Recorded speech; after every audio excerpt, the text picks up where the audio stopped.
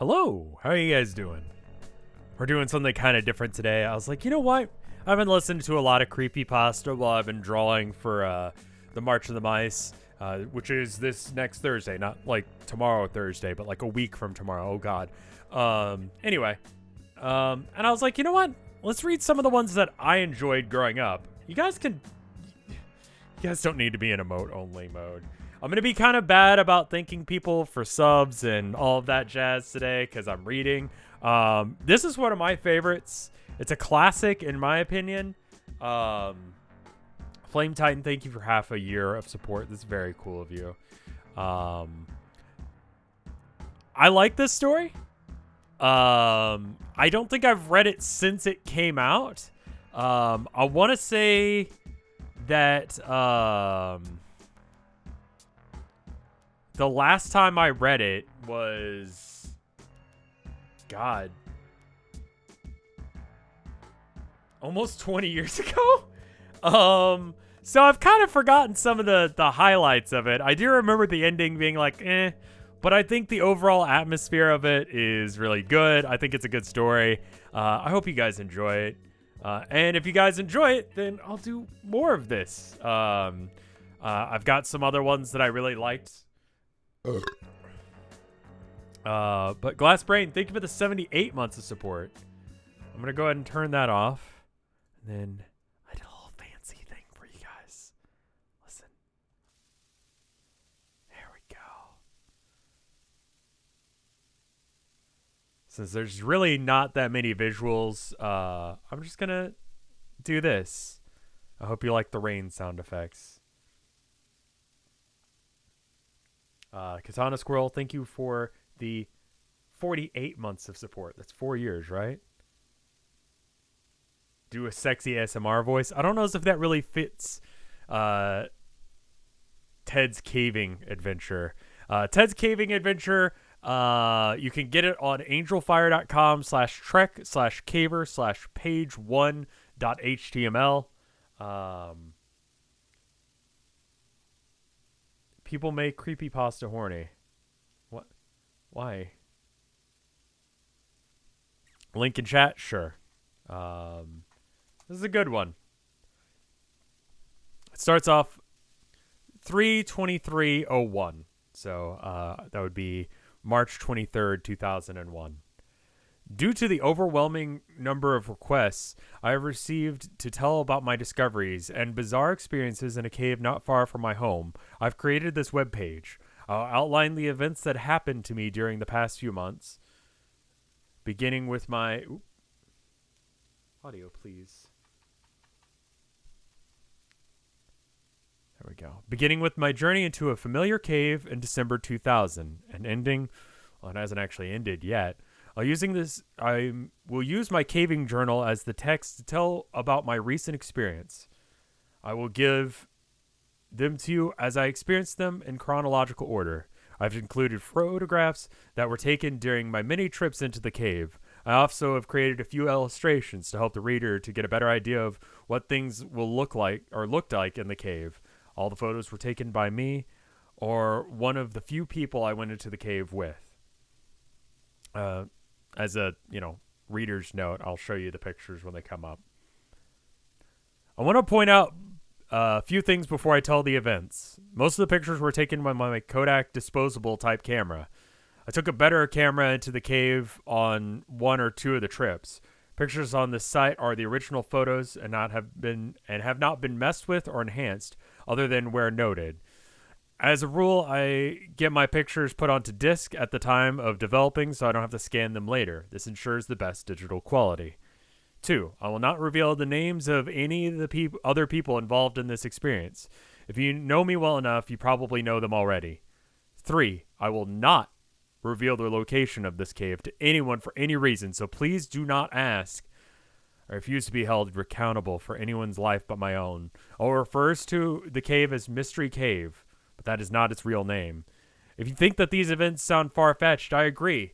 I would come to the same conclusion had I not experienced them. I will try and finish the site as soon as possible. Check on the date of the main page to see when I've made more updates. To protect myself from people who might want to copy this site, I will include the following. All text on this and the following pages are my own words, copyright 2001, Ted. I assume he's lying about his name being Ted. And I assume that it's okay for me to... This seems transformative. So I want to just show you real quickly what the page looks like. All of the pages look like this, just so you know. The site is old. This is like 2001 internet. Like, even before that, like 1990s internet. Angel Fire.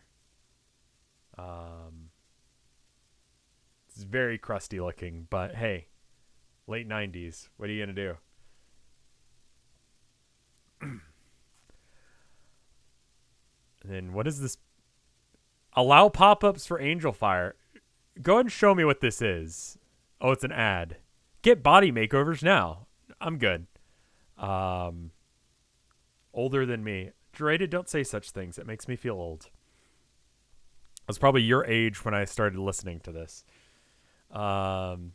I will divide this text into two colors for the sake of clarity. The gray text is taken directly from my caving journal. The italicized blue text is my comments as I reflect on the experience. I will do my best to convey my thoughts and feelings I had during the entire event. I will not use actual names or of other individuals involved. I will include the entire relevant text of my journal. Only smart parts of the journal will I skip. These will only occur when the entry has nothing to do with the experience of the cave, such as eating dinner after the trip, getting fuel or snacks, irrelevant details. My journal is fairly thorough, though. I will merely summarize what I'm cutting out in the actual entry.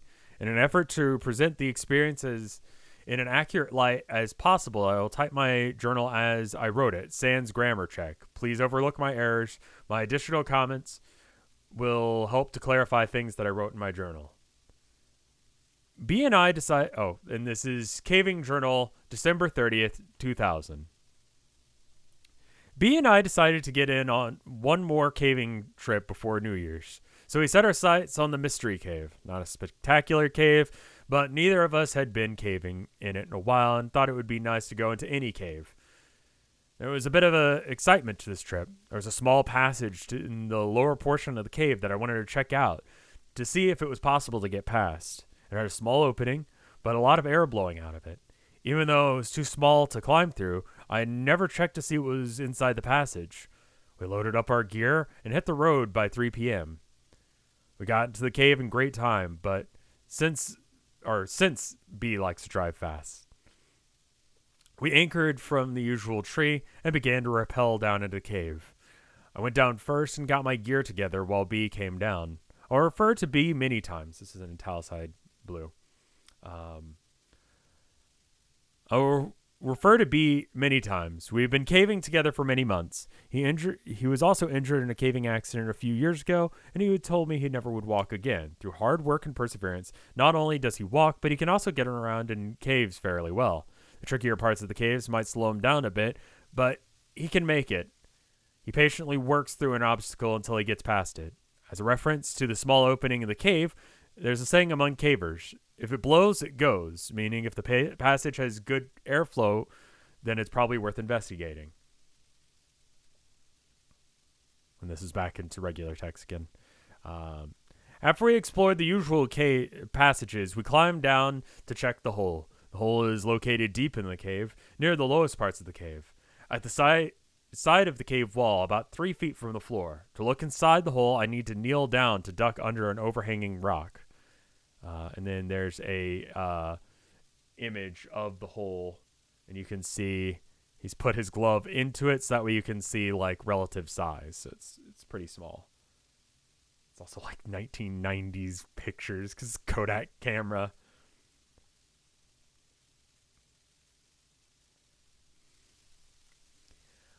I used my backup mini mag light and held it inside the hole to see what I could see. I was excited by what I saw. The wall around the hole was about 3 to 5 inches thick and led to a tight passage. The passage opened up a bit. Just inside the hole, I continued back 10 to 12 feet into a small crawl space. After that, it seemed to really open up, though how much we couldn't really tell. This is a virgin passage. Obviously, no one had passed through this route, but there could be a way into the passage from the other side. To even get into the crawl space would require we would have to enlarge the opening. Currently, it was about the size of my fist. Once we get past the opening, we would have a tight crawl back into the opening. It would take some work, but I thought we could do it. We sat down for a few minutes to rest and contemplate our plan of attack. While we sat there in the darkness, we could hear the wind howling on the other side of the passage. It was low, eerie noise. We could also hear the low rumble from time to time. No big deal, though. The cave was in the vicinity of highway and had heavy trucks drive on it. We figured the rumble was the effect of the trucks resonating through the rocks. Is this story safe for work? As far as I remember, yes. We determined that our best plan would be to haul a cordless drill into the cave to drill the rock. We could then take a bullpen and a small sledgehammer to break up the rock. It seemed pretty straightforward. We would widen the hole big enough to squeeze in and see what was on the other side. The effort to haul all the equipment down in the hole would be a pain, but we hoped it would be worth it. I named the passage Floyd's Tomb after Floyd Collins. Seemed to look like a tight spot where Floyd spent the last miserable days of his life on Earth. Here's a rough drawing to see how the passage originally looked. Good drawing. So we've got the wide area, we got the original 3-inch entrance, the squeeze, which he was saying you can crawl through, and then an unknown area that is about 20 feet back.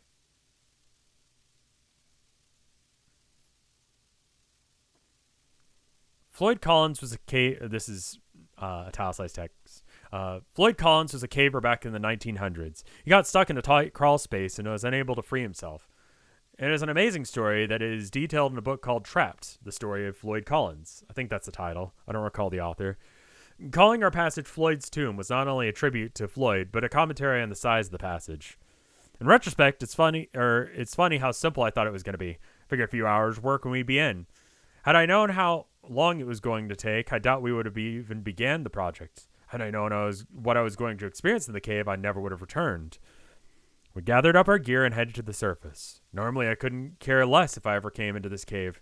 There was nothing special about it. But now I was psyched about getting back and getting through. We hadn't left the cave, but we hadn't yet left the cave, but we were already planning our return trip.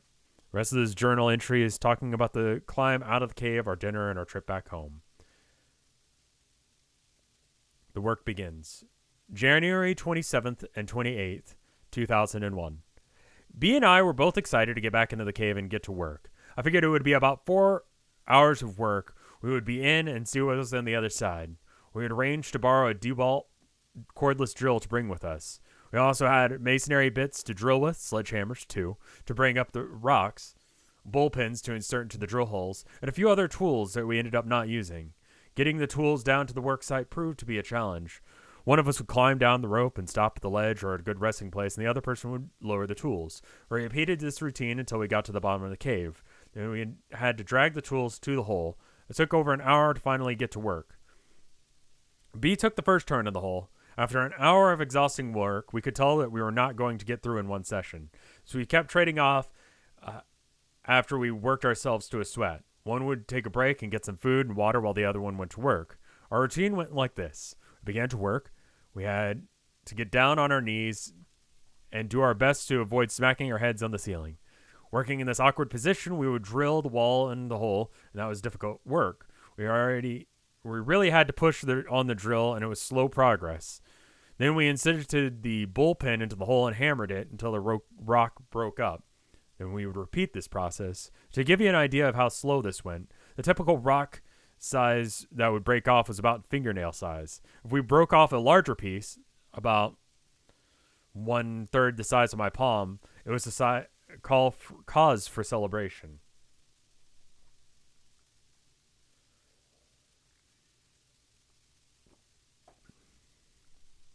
From time to time, for variety, we'd just wail on the cold chisel with a 5-pound sledge. It was slow progress, The problem was the sledge was we really couldn't get a good swing because of the tight quarters. And then we have some blue text here. Even though we had spent many hours and several trips working on the hole, we never did find a better technique for widening the hole. The drill bullpen hammer got the best results for our efforts. We came up with some crazy ideas for breaking up the rock, even everything from TNT, never seriously considered, to hauling a generator to the mouth of the cave and running an extension cord to a jackhammer. We thought we could use liquid nitrogen to freeze the rock and make it more brittle. Yeah, the storm's already passed. Don't you worry, y'all. And this goes back to white text. After a couple of hours of hard work, we realized what the limiting factor was going to be. It was about then that our first battery met an abrupt death. We had a second battery, and so we swapped it out. The second battery lasted a little longer because we hammered and chiseled a bit more, and a little longer each time. Finally, after about 3 more hours of drudgery, the second battery died and we called it a night. We could tell that we had done some work on the cave, but not much. For the first time since we got into the cave, we both sat back and took a break. It was nice to check our results of our hard work. Then we noticed the howling again. It seemed to be a little louder than the last time we were there. We figured it was the wind blowing a little stronger outside. We could not figure out what the rumbling What we could not figure out was the rumbling. It, too, seemed to be louder and more frequent. At this time, we could not attribute the noise to trucks. The road of the trucks drove on was not very busy to begin with, and at that time of night it should be dead. The rumbling continued. It seemed to be coming deep within the passage. B said he would ask some veteran cavers what could be causing the sound. We didn't spend too long admiring our work. We still had to haul the gear up out of the cave. Actually, we left some of it in the cave. It was difficult work, but what was made worse is we were both exhausted. Our original plan was to be done with the cave and hit a couple other caves in the area that next day. But instead, we decided to crash in a nearby motel, charge up the drill batteries, and go back into the mysterious cave. Click to see the opening after our first trip. So here's a picture of hole.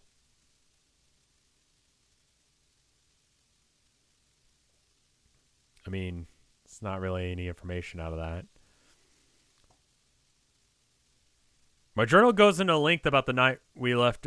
After we left the cave, we got room. The dinner was excellent. I didn't sleep because didn't sleep good despite the fact that I was exhausted, etc. We both slept in late, so we got started back into the cave. Second day working on the cave went about the same as the first.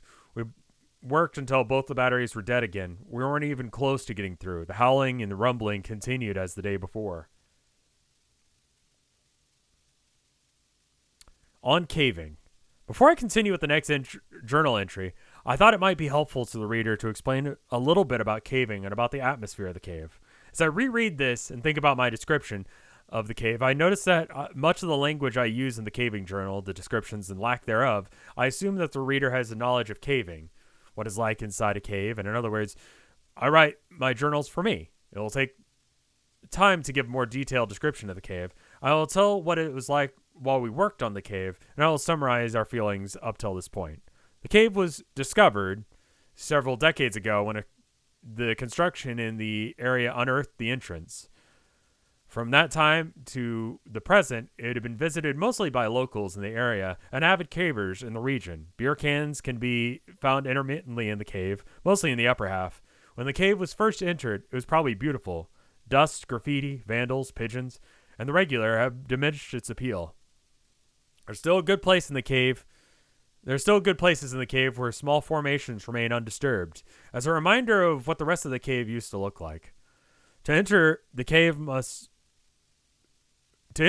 one must have a good length of rope in order to rappel down the rocks. A nearby tree serves as a good anchor point. Once the rope is tied onto the tree, it's about 20 feet away from a small cliff. It can be tossed over the edge of the cliff to a small ledge about 15 feet below. Cavers then can descend a short distance to the entrance. Once inside the cave, artificial light must be used. My light source of choice is a battery-operated helmet-mounted light, known as a tag light. Safe caving calls for at least 2 light sources of backup lighting. For my backup lighting, I have a mini mag light mounted to my helmet, another helmet mounted light in my pack, which I always carry with me. I also have glow sticks that I carry with me. These are not considered good sources of backup light by some, but they make good use for taking lunch breaks. But they could also be used to get out of the cave if other sources fail.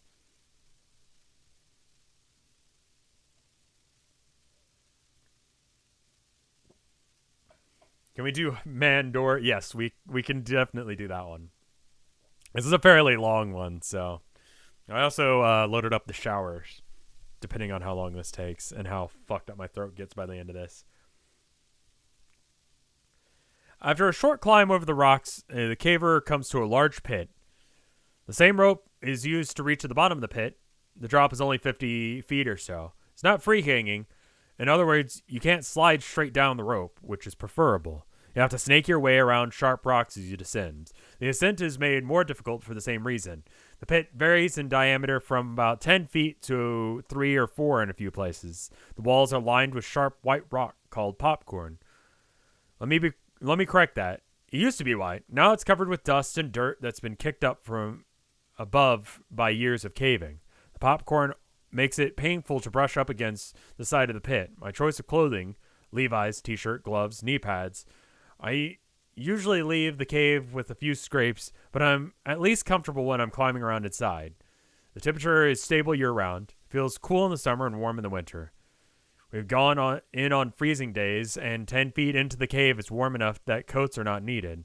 It's a good temperature to work in, as we have learned.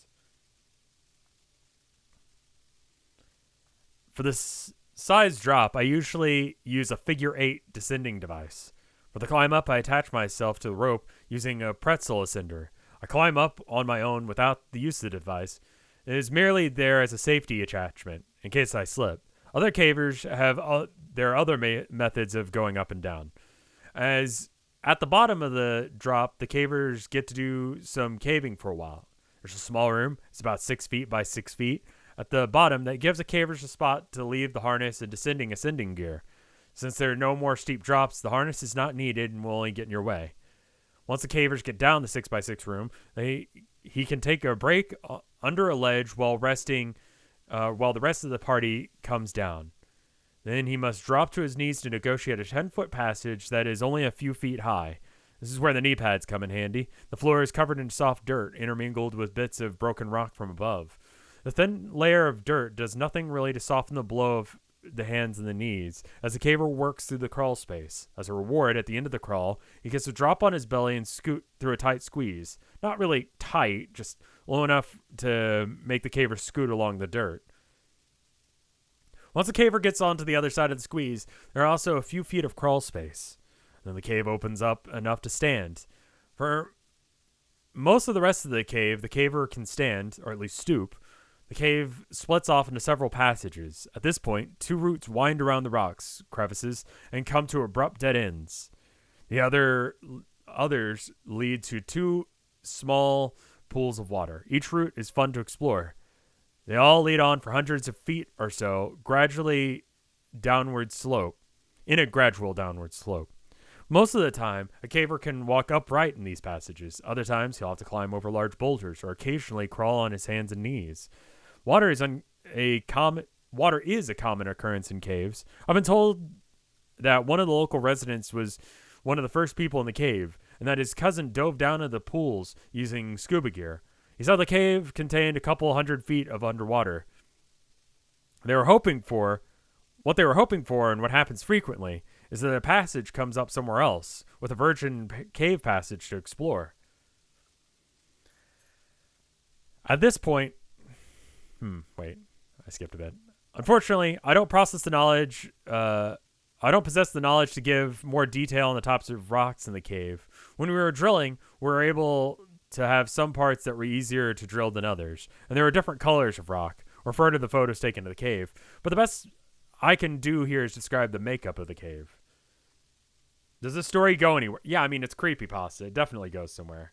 It's just a slow build, man. Slow grind.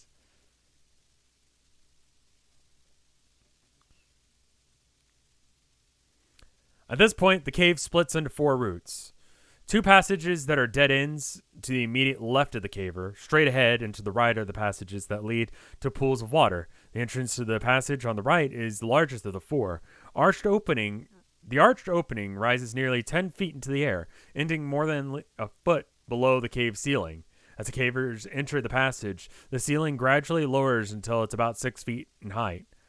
It continues at the same height for about 40 feet. The passage travels in a continuous direction. The section of the cave resembles a hard rock mine. It's arched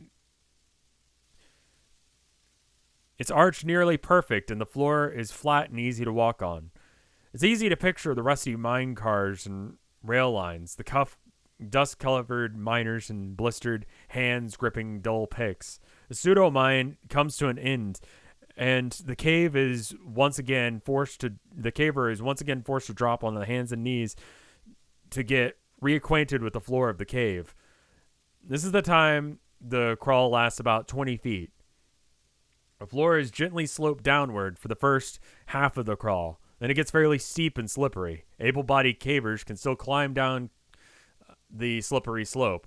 When I go, B and I carry the end of the rope that we use to get down to this point. I usually need to tie another short length of rope to the first rope to make sure that he can reach the bottom. The crawl lasts a few feet beyond the bottom side. Over the next 10 or 12 feet, the caver slowly begins to regain standing posture. After walking a few feet and climbing down a short drop-off, the caver arrives to a small level area where the passage leads down immediately to the left. A passage ends 75 feet later at one of the bodies of water. To the right is a rock wall. Straight ahead is an indentation of the wall that goes back about 10 feet. On the wall, at the rear of the indent, is a small hole. It's about the size of a softball. To get near the hole, the caver ducks under an overhang and kneels upon the rocks that rise above the floor by a few inches. By the time the caver reaches this point, he's either warm or sweating, and the first thing he notices is the cool breeze blowing out of the hole.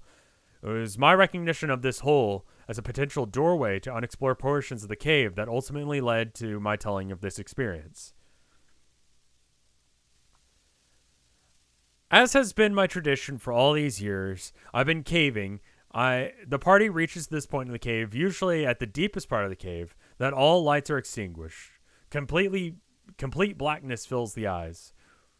For a moment, the individual caver strains the eye muscles, focuses in and out with the expectation of catching a crumb of light somewhere in the false night. After several futile moments, the caver turns his head at a sound, perhaps another caver, only to have the other senses return, and then heighten. The sounds, smells, feelings that have been overlooked at this point come racing to the caver in perfect detail. The pain of their own behind sitting on the cave floor, the smell of dust, sweat, guano. The sound of modern material shifting on age-old rock as the cavers attempt to find comfort on this solid foundation. At the back of every caver's mind at this time is, what if? What if a person had to climb out of a cave with no life? Would he make it? Would he find all the turns and bends that got him to this place? If not, would the rescue party find him in time? The depths of the darkness, recognized at this time, is something that rarely is experienced outside of a cave.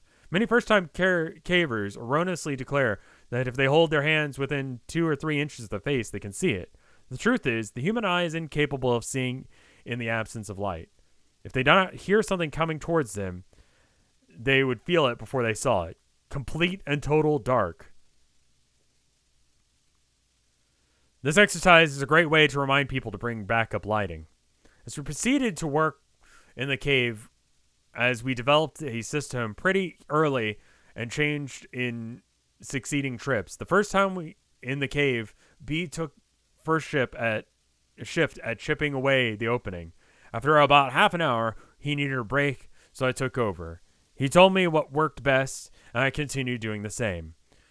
We would try new things from time to time to use new muscles, but usually stuck to the same method. We would use the masonry bit and press on the drill as hard as we could, and the drill would out a hole in the rock. Safety glasses and death masks were worn while working. Then we would insert the bullpen and hammer into the rock and break out small chunks of the cave. I would then drill another hole and repeat the process. Originally, the drill would hit a soft spot in the rock that step could be shortened. We would work until we became too tired to continue, and then B and I would trade.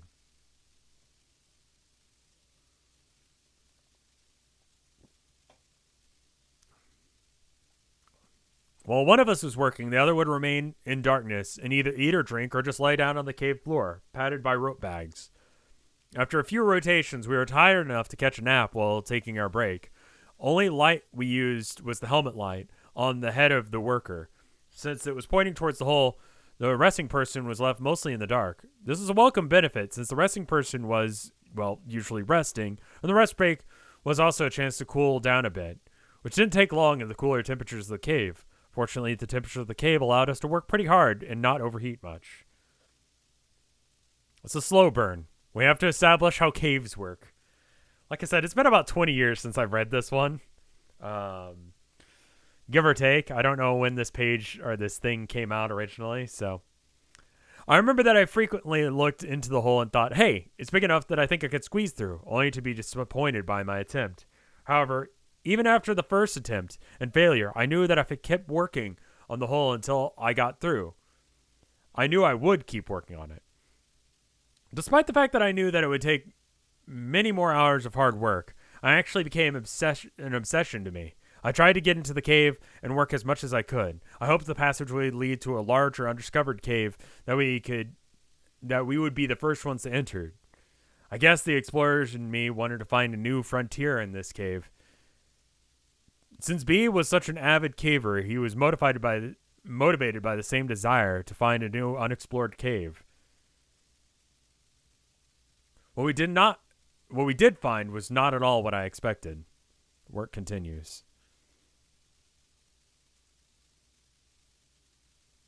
Let's see. I'm gonna okay, cool. Scrolling ahead a bit to see how we're doing. February 10th, 2001. Scarcely 2 weeks have gone by, and we already are on our way back out to the work on the cave again. We admit that we have become obsessed with the idea of getting through the passage. That may be a sign of how exciting our lives really are. That we think that there is going to be something great beyond this passage. We like the idea of being the first humans on the face of the planet to set foot in a virgin part of the cave. Although, if we did find a hidden treasure, that would be fine with us. We got a late start and drove part of the way in the dark. When I tell people that I go caving at night, they wonder why. They don't stop to think that it's always night once you're inside the cave. All the way out in the mystery cave, we talked about new ideas to speed up our work.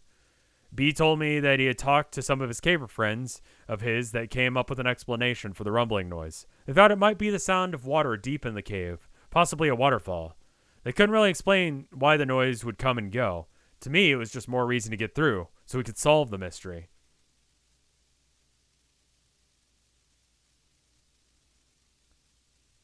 This trip, we took B's dog, Whip. She was a Jack Russell Terrier. I was not concerned at all about taking a dog into the cave. We had taken her before. She answers the call of nature before we go in, and then waits until we get out again. She was well behaved and inside the cave. We simply had to lower her via a custom-made harness until she reached the bottom of the main drop. Then she negotiated the rest on her own. She loves to explore, but won't go out of our sight. She doesn't have a light attached to her, so she waits for us. Another reason I don't mind bringing Whip was because we had planned on putting her into the small hole to see how far into the passage she would go. That might give us some idea on what's the other side. We knew that there would be a drop-off that we couldn't see. The dog would turn around and come right back. We thought we might have to do some work on the hole even before the dog could get through. I forgot about the idea of put a dog in it. Here's a picture of Whip in the cave. Aw, look at it. This crusty 1990s Kodak camera picture of a dog.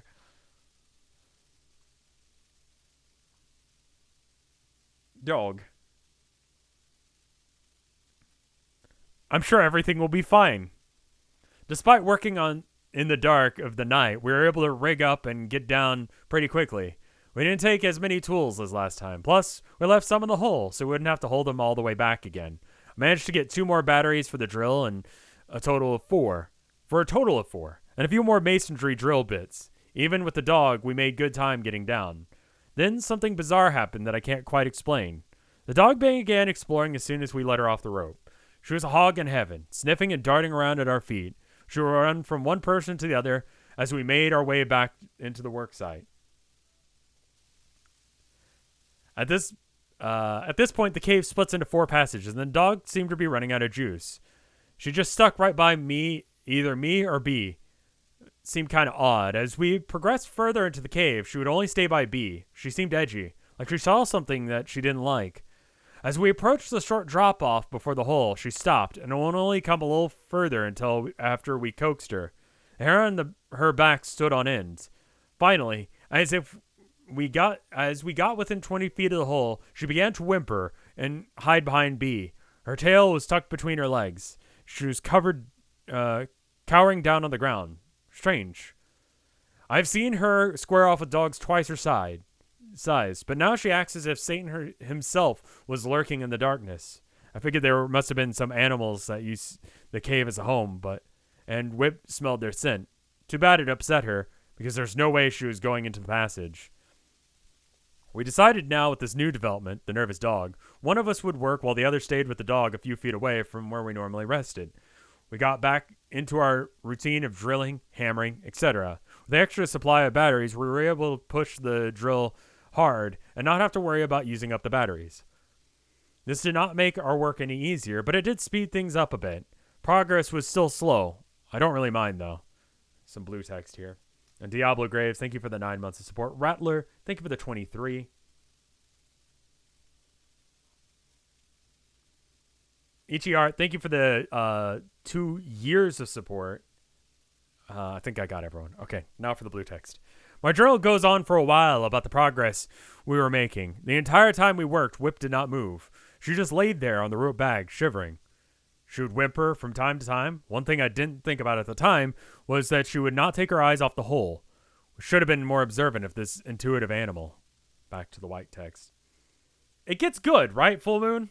Like, it's been a while since I've read this, so I'm like, I remember this being scary, and then kind of having a, bit, but I remembered it being scary at some point. This creepypasta is great. Zolbia, thank you for the 31 months of support. I think it's like we just need to set up how cave work, and then we can go from there. We're on our 4th battery when the second bizarre thing happened to us. B was working. He had just finished drilling a hole and was getting ready to hammer the bullpen when he stopped working and looked over into the hole. He was kicking back. I was kicking back, almost asleep, hardly paying attention to B. He had a light on his side to illuminate the work area. I could see in the eerie glow a puzzled and intent look on his face. He just looked over at me and shook his head. I asked him what was up. He said that he swore he just heard a strange noise emanating from the hole. He said it sounded like the rock sliding on rock. Sort of a grinding sound. I assumed his ears were just ringing from the drill. He didn't wear any earplugs for this trip. He assured me that he had heard what he had heard. I didn't have an explanation, so I went back to dozing. B sat in the quiet of the cave for a long time before resuming his work. Also, he would stop from time to time to just listen. B is very grounded and not one to pursue some imaginary sound. I believe he heard something, but I'm not too concerned about what it was. I assume we will figure it out once we get through the passage. The final battery lasted another hour or so. We were sitting around talking about our progress when we decided to see if we could get my head into the hole. My head fit easily, but there was no way my shoulders were going in. As I was kneeling there contemplating how close we were, I noticed something that B had overlooked. The wind had stopped. And all the times I had been in the cave, I had always felt the wind blowing. This is the last time we were out working in the cave, the wind was blowing worse than ever. Even earlier, we remember the breeze cooling us off, but now nothing. B said he didn't notice that it stopped. The rumbling had ceased too. Bizarre. As a plain old cave was becoming mysterious. We talked for a long time in the dark of the cave. We debated what could have possibly be causing the unusual events to occur. I think part of the reason was we were sitting in the dark was because were both too hammered to move. We could come up with no reasonable explanation for the strange things happening in the cave. After sitting there for at least half an hour, we slowly loaded up our gear and started for the surface. Whip couldn't have been happier to get out of there. Once again, we left some of the tools in the cave. We just put them in the hole. Not enough people used the cave to worry about it. Plus, we were too tired to care. We made a lot of progress this trip. It helps to have the extra batteries. We still have a long way to go, but it sure is nice to see how far we've come. Click to see the progress on the hole. The hole's slightly bigger, guys. I guess I should actually like show it for a minute. One of the things I really do like about this story is like the pictures, you know? Like, that's cool. It gives some legitimacy to this story.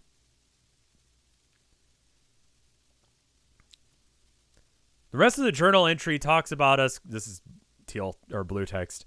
The rest of the journal entry talks about us climbing out of the cave, getting a room at the motel, and crashing. We were beat.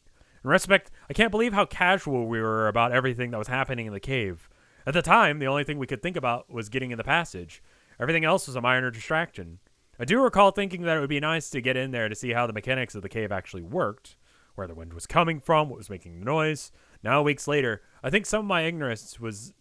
I think of my ignorance and naivete and shiver.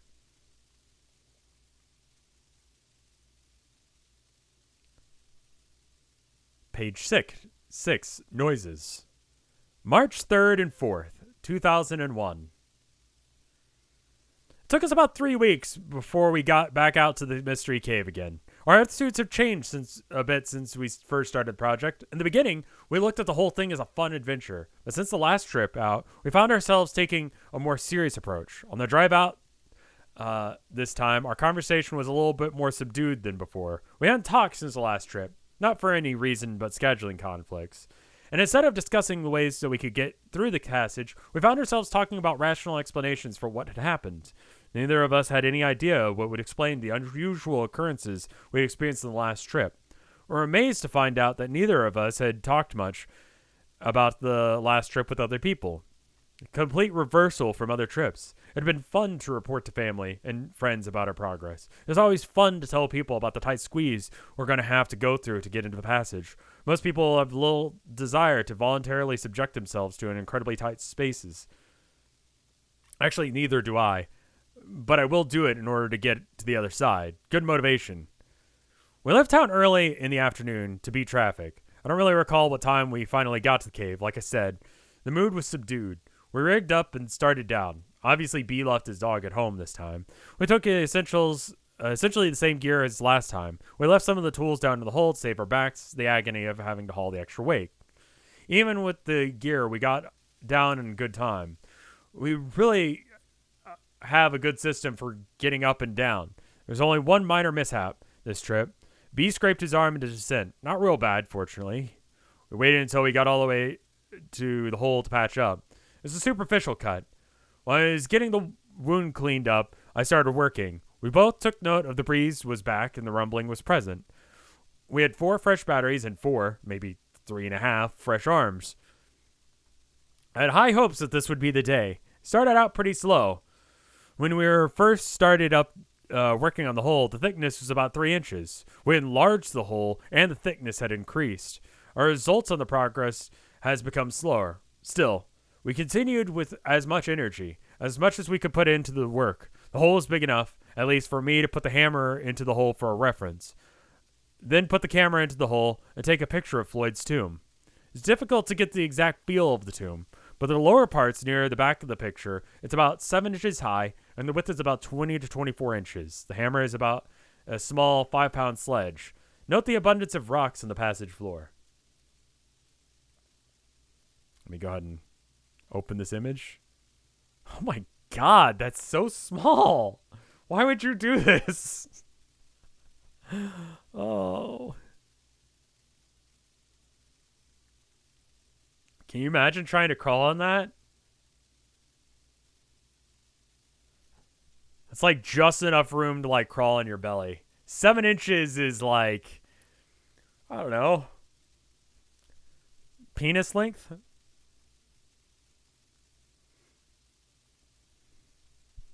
It's been nice to see the pile of broken rocks below the hole get bigger and bigger. We had realized that we were just going to get to put a certain amount of work in order to get through. So we just got down to business. We don't usually talk much while we work, since one of us is making a lot of noise with the drill or the hammer. Break times are usually to chat momentarily about whatever topic pops to mind. The breaks usually take place whenever the guy working decides to switch roles. Both decided to put in some good work this session. I have a little more stamina than B, but he gets more done in a much shorter amount of time due to his upper body strength. We both celebrate the small victories we encounter along the way. Whenever a section we work on has crumbled, we cheered. On a rare occasion that a fist-sized rock falls from the entrance, we whoop and holler. A small chunk of earth that was no longer separates us from whatever lies on the other side. I still harbor the fantasy that there's some hidden entrance on the other side. A passage that years ago Spanish explorers hid their treasures in the cave and sealed up the entrance. And it had remained untouched until we found it. B has a more realistic, although mundane theory. He figures that there is more cave on the other side. We'll see who's right. This trip out, I wanted to see if we could speed up the work by using the larger masonry bits. I purchased some good-sized ones at the hardware store. At a good-sized price. One was larger in diameter than the rest. The other was smaller around, but longer. I had pretty much concluded that the big one might be too big, and I was right. We tried to get into the rock, but progress was very slow. We tried pushing for all we were worth, and all we got was tired. The larger bit just created too much friction area for our strength.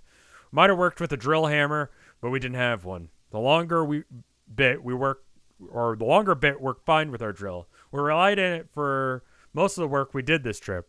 I thought we were going to be out one bit, and the drill in my hand when it broke off toward the end. But pushing as hard as I could, the drill with a few inches into the wall when it snapped. I nearly rammed the drill through the wall and I was pushing so hard. We were able to retrieve the bit and keep using it, minus a couple of inches. It still works great. Only once in a great while did we have to resort to the hammer and chisel. The work was proceeding as normal until it was about time for the fourth battery. I was kneeling down, working on the drill slowly into the wall. I had my earplugs in, my safety glasses on, and I was lost in my own thoughts. Suddenly, over the squeal of the drill wearing down the rock, I heard a strange noise. It was loud. I could hear it over the noise of the drill, even though I had earplugs in. At first, I thought it was just one of the drill bits doing its job on the cave. It frequently complained by screeching and whining as it forced into the wall, but it was different. It took me several full seconds to comprehend that it was coming from inside the hole, and not the bit. I stopped drilling and yanked out my earplugs out just in time to hear the most terrible scream I had ever heard trail off and echo into the darkness of the cavern. I stared wide-eyed at the hole. For several moments, I didn't move nor breathe. I turned towards B. Moments earlier, he had been lying on a rope bag, catching a nap. Now he was standing upright, mouth open, with a look of concern on his face. I turned and looked at the hole again, half expecting to see a demon face staring back at me. Nothing was different about Floyd's tomb. I fixed my gaze on the back of the squeeze, where the limits of my light reached. There was no motion, only darkness. Beyond the reaches of my light, in complete silence that followed, I could hear my heart pounding in my ears. Not another sound could be heard in the cave. Suddenly I heard a scraping noise behind me, and I straightened up. I nearly knocked myself out, hitting my head on the overhang. It was just B moving around to turn on his light. I was so wired that it nearly sent me to my grave. B spoke, and I jumped. He said to get some rocks and put them into the hole. He explained that whatever made that noise whatever animal made that noise might be able to get through the hole. I immediately grabbed a few rocks and hoisted them back into the opening. Using the handle of my sledgehammer, I slid rocks as far back into the tunnel as I could reach, creating a wall between us and the other side. Since it was so small, it didn't take long. The entire time I was doing this, however, I was thinking that the noise certainly didn't come from an animal. I didn't know if B really thought of what it was, or if he was just trying to convince himself. I didn't say anything to him about what I thought. From the time of it happening to the writing in this journal, 2 days later, I've tried to come up with some possible source for such a noise. To describe it would sound like a cross between a man screaming in fear and a cougar screaming in pain. It sounded like it came from the hole and was roughly 100 feet away. The horrific noise reverberated through the cave and through my ears. B estimated the scream lasted 8 to 10 seconds. My best guess is about 5. 3 while I was drilling, 1.5 to drop the drill and yank out my earplugs, half in a second of sheer terror. It's difficult to tell how much time passes when you're listening to a solo from the depths of Hades.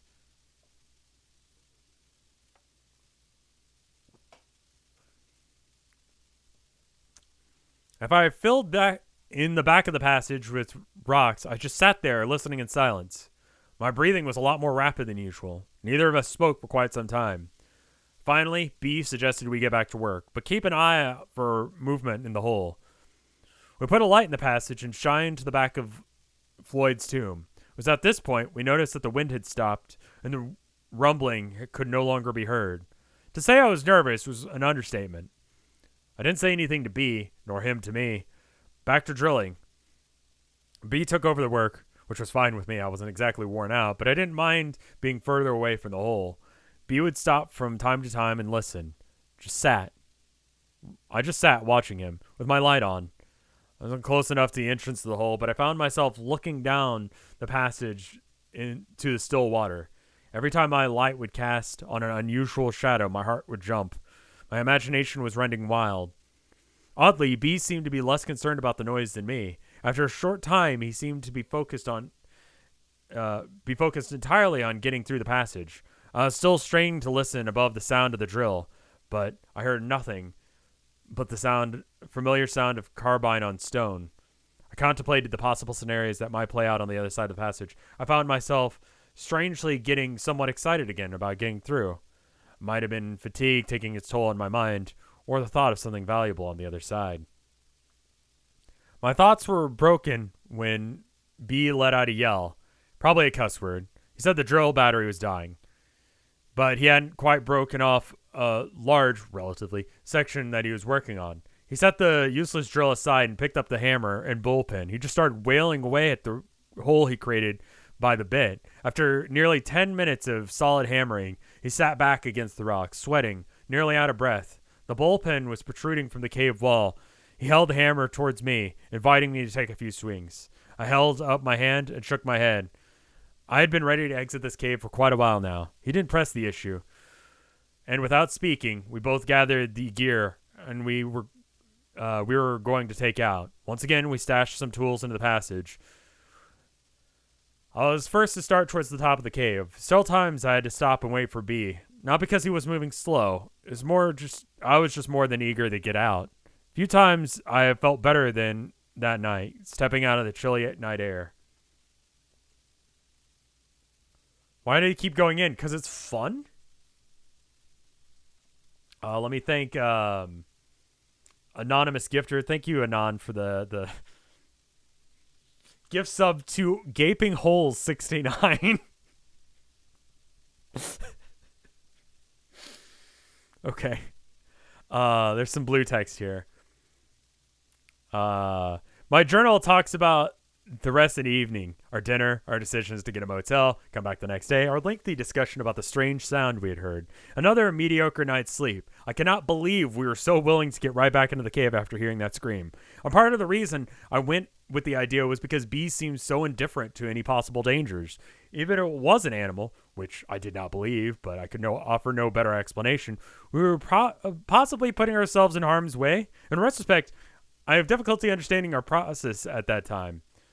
our thought process at that time. We were too eager to discover the Virgin Cave passage. Now, I think it can be summed up in one word: testosterone. February 13th. It's amazing what a couple of good meals and a little sleep can do to someone's attitude.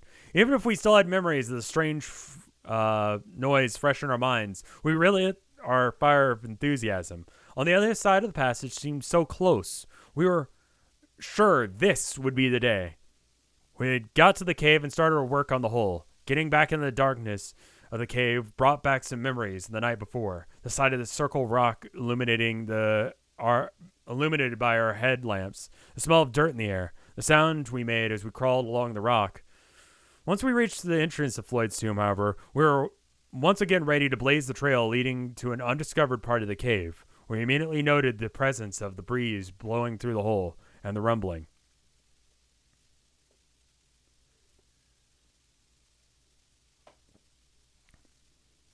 The bullpen sticking out of the hole was an obvious sign that we needed to begin work for the day.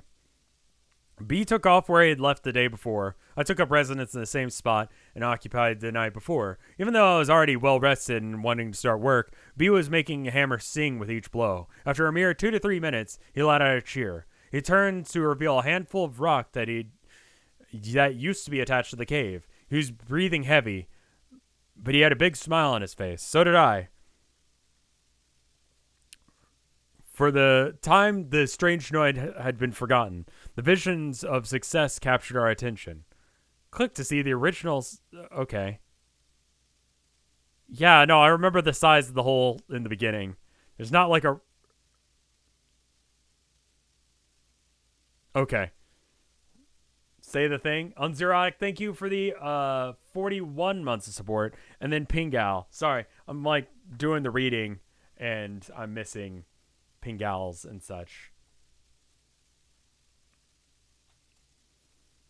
It's a lot of it's pages.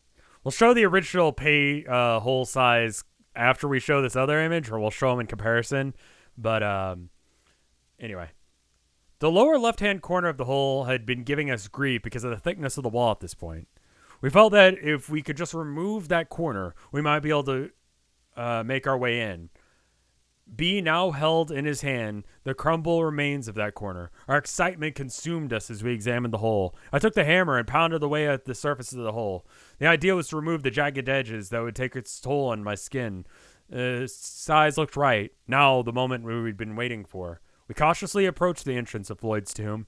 I decided the best way to enter the hole was to place one arm over my head, turn my head sideways, and slowly work my way in. I soon determined that this was not going to work. The hole was small. If I was going to make it, without widening the hole anymore, I was going to have to put both arms over my head in a diving position, turn my head sideways, and slip into the tomb. With the width of the entrance was the limiting factor. The height was sufficient. The arms overhead position flared my shoulder blades out, and there was still enough room to get in. Plus, the arms overhead gave me the best squeeze side to side. In order to get straight into the hole, I stood on my feet and bent over to get level with the entrance. My knees were bent, and the position was uncomfortable. A sort of semi-squatting position, bent to the waist, arms overhead. Plus, I had to slightly turn my upper torso to the left, and a counterclockwise rotation to negotiate the angle of the entrance. Notice in the last photo that the entrance generally slopes up to the right. That's a comment that they added. Why is he going into the hole? Because that's the whole point. That's what they've been, digging a hole out in the Virgin Cave, dude. Setting foot to some spot that no human has ever set foot on. So cool, right? Think about that. Like, everywhere you've walked, someone else has walked before. But these guys are about to go to some place that no human has ever walked. That's neat. I got my arms in the entrance with minor scrapes. Next came my head. But keeping it turned sideways, I was able to get in, for the most part, up to my shoulders. When I got to my shoulders, I could feel the rocks touching all around my shoulders and chest. It was not stopping me. But I was definitely scraping some surfaces of my body. I decided just to push through and keep my mind in my mind that what I was going to have to come back out and do. The pain was not too bad, and I was in. Well, at least my upper body was.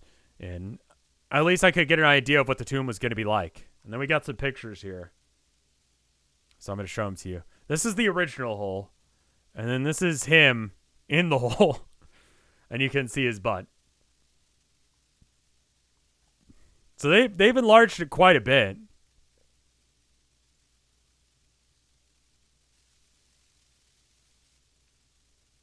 But that hole is like just big enough for him to get in.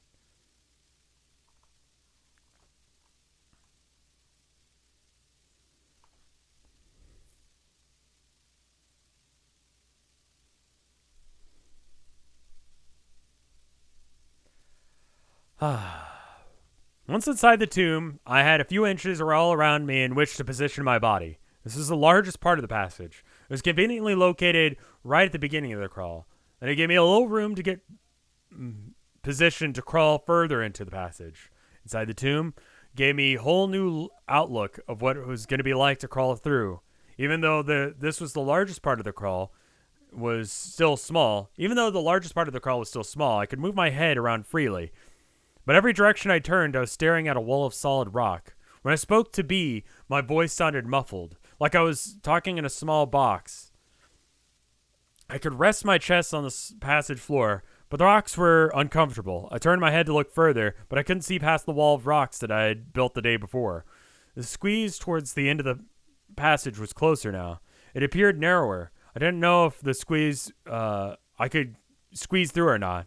I knew it would be close. I wanted to crawl further into the passage. However, I had to work to get some of those loose rocks that were lying on the passage floor to get out of the way. I was disappointed to find out that most of the rocks that looked loose were actually attached to the floor. I was hoping to just scrape them out of the way. I had pushed the sledgehammer into the passage before me, so at this point I used it to push the rock wall we had made further into the passage. I then dragged the sledge back and forth on the floor to move any loose rocks and break up solid ones. By sliding the head of the hammer under the squeeze, I determined that the narrowest part of the squeeze was about 7 inches high.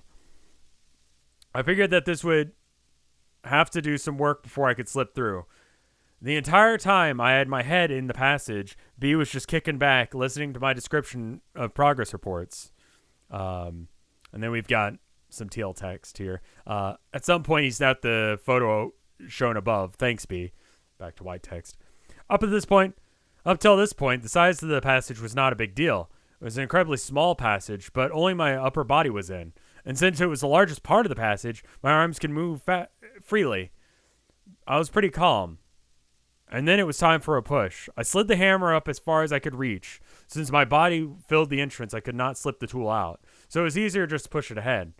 In order to rotate my hips to the proper angle of the hole, I had to lean my upper body on my forearms, use my feet to climb the outside of the wall, and slowly crawl into the hole. My hips barely fit. Once they were clear of the entrance, I could relax a bit and get into position to work towards the squeeze. I decided to try the one-arm forward technique to get through. The passage was so narrow that whatever position I started in would have to stay throughout the entire length. There was just no room to move around or change positions. I would also have to turn my head one way or another and keep that same position. This crawl was tight. Moving forward at this part of the passage was relatively easy. I could use my forward arm, the left arm, to pull and my other arm to push. At the same time, I would wiggle my body, trying to arch as much as I could to keep my chest off the rocks. I tried both ways to determine that I would turn my head right. It felt most comfortable, and I began to learn things as I went. I determined that the small flashlight in one hand would be nice. Then I could shine it ahead of me to get a better idea of what I was about to crawl over. This was one of the maneuvers that I had to look overhead, since my head was turned, and it immediately was obvious that we were going to have to do some more work, removing rocks from the passage floor. As I moved along the surface, I was constantly scraping my chest on rocks. They were sharp and painful. Occasionally, a rock would slide under my chest and actually wedge between me and the top of the passage. I had to back up and either try to move the rock to the side using a sweeping motion with my head, or back out and move it with my forward hand.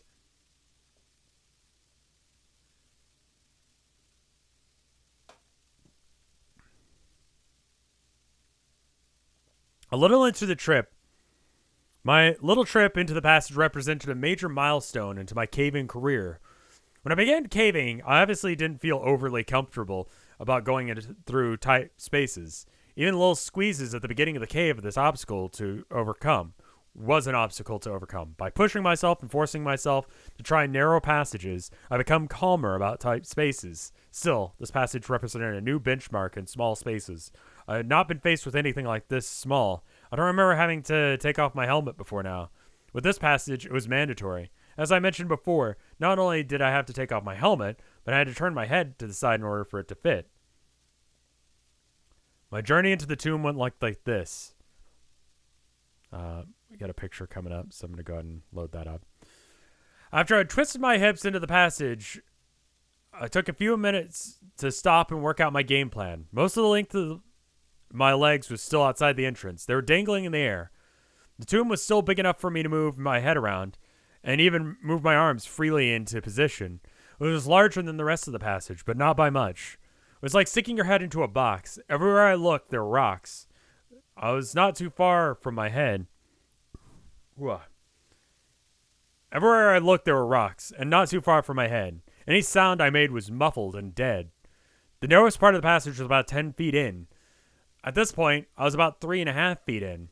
And at about the 4-foot mark, I had committed to whatever position I felt comfortable and stay that way for the 12-foot mark, at which time the cave started opening up. I went with my left arm forward and head turned right. B gave me a flashlight, which I held with my left hand. As I inched forward, I would try and brush away the loose rocks with my left hand. This was somewhat successful, but there were still a lot of rocks that I missed or could not move. As mentioned, the first bit of the crawl was fairly quickly, since there was a little more room for me to negotiate the passage. Then the walls started to close in around me. I had a few extra inches on either side of me, but the top of the crawl was very low. At about the 7-foot mark, I could feel the top of my back rubbing. I could feel the top rubbing my back as I would arch. Another half a foot, I couldn't arch anymore. I just had to push ahead with my toes and pull with my forward arm. I decided it would be a good time to see if I could back up. I tried and it was pretty easy. It gave me a lot of confidence. Still, I had B tie webbing around my feet just in case he had to pull me out. Last shot of my feet before they went in.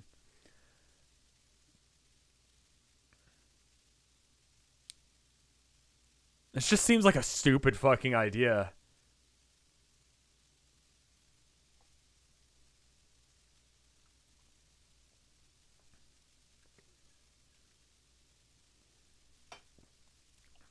My neck was starting to get sore from the being cranked to the side. My head was getting heavy, but to rest it, the only option was to lay it down on broken rocks. It was painful, but I did it frequently. I was staring at the wall to my right. It was a mere 4 to 5 inches away from my face. Most of the time, I wasn't watching the wall. Either I had my eyes closed, which sometimes I do when I go through a tight spot, or the light wasn't shining in that direction, and that didn't do me any good. It was very quiet in the tomb, other than my own breath. My breathing was heavy from the effort it took to move. Thankfully, the breeze present had cooled me off. By lifting my head and carefully touching the ceiling from time to time, I could gauge the size of the passage that my body would soon pass. Much like a cat using its whiskers to gauge the opening of a fence. At about the 7.5-foot mark, I could tell things were about to get real tight.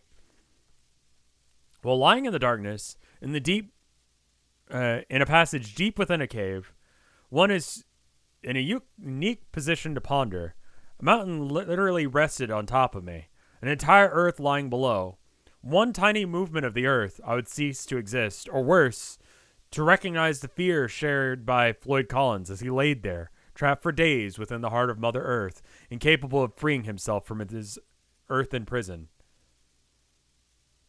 Picture yourself in my position, lying on your stomach, left arm extended over your head, right arm at your side, only having a few inches in which to move. Your arms and hands are sore and bleeding from crawling and pulling yourself across broken rocks. Your entire body is resting on rocks. Your neck gets tired of holding your head off the rocks, so you gently rest your cheek against a rock to rest. Once you start again, you have to push with your toes to scoot your body forward, sliding across the rocks. After moving a few inches, you're breathing hard and have to rest. As you inhale, you feel your back pressing hard against the squeeze. It takes a few minutes before you recover enough to push forward. The entire time, you're lying there, just thinking about how you're going to get out. And what if? Well, that's pretty much what I was going through at this point of the passage. Here's some blue text. I decided that it would be a good time to throw in a photo of me and throw in a photo of the squeeze. The photo was actually taken from a different trip, but it shows how tight things were at that point in the passage. Notice that my head is turned to the side, not by choice, and you can see how I would rest my cheek against the rocks. You can also see how difficult it looks ahead of me. My arms are pinned at the side. I determined that this was the best position. There's virtually no space between the top of the passage and my back. Tight. Not for the claustrophobically inclined. Then we got a picture of Floyd's tomb. I wonder if he made it, right? So there's Ted.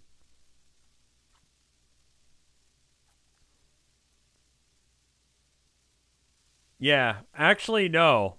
How about fuck this?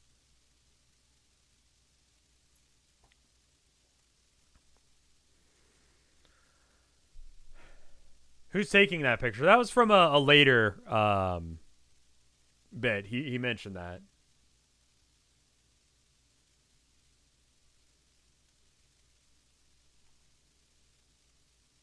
Ted is my dad's name. Ted looks like he would play in a new metal band. When I reached the point where my back was rubbing, I could feel my head with the passage. I could feel with my head that the passage was not getting bigger. I knew I was most likely not going to get through. Still, I decided to give it one last push. If I had been in this position a year ago, I would have been in a state of panic, but not today. I was pretty pumped. I took a few minutes to rest and then went for it. Completely exhaled all the air out of my lungs and caused my chest to collapse enough to scoot forward a few inches. Because it takes so much effort to scoot, I only went a few inches before I had to stop and breathe. As I inhaled, my chest pressed against the hard floor and back against the top. It was a little longer to get my breath back. Unbelievably, I did it again. Exhale, scoot, rest. Again, only a few inches. I repeat, I took a few extra minutes to enjoy this. Repeat. I took a few extra minutes to enjoy this position. Pinned in this small passage. I could not believe how relaxed I was. I tried one more time to exhale and scoot. My back was rubbing too much to continue. Despite my failed effort, I was psyched. I took several long minutes to lay there and recover from the effort. B had encouraged me the entire time. It was fun to hear him cheer me as he saw my shoes disappear deeper and deeper into the hole. Backing out was not too difficult. It did take some work. I encountered the same obstacles as I went in. I wiggled my hips out of the hole, which took some time. I had some trouble getting my shoulders out. Both arms were overhead at this point. My shirt was getting caught on rocks. My shoulders were brushing up against sharp rocks. As struggling to find a good position, I gave up and pulled my entire upper body out. Scrape. My shirt pulled up over my head. I had noticed some nice new scrapes on my shoulders, but I didn't care. To me, this trip was a success. I pushed myself beyond what I thought was possible. I kneeled at the entrance and looked at the small entrance I had just been in. The rock wall was now at the 11-foot mark. I pushed it forward, a little forward with my arm. The smallest part was at the 9-foot mark, but we were close. Between the work and the excitement, I was tired. I just sat on the rope bag, grinning. What a trip.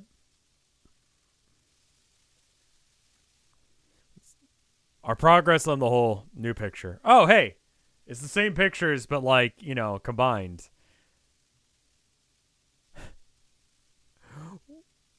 God, why?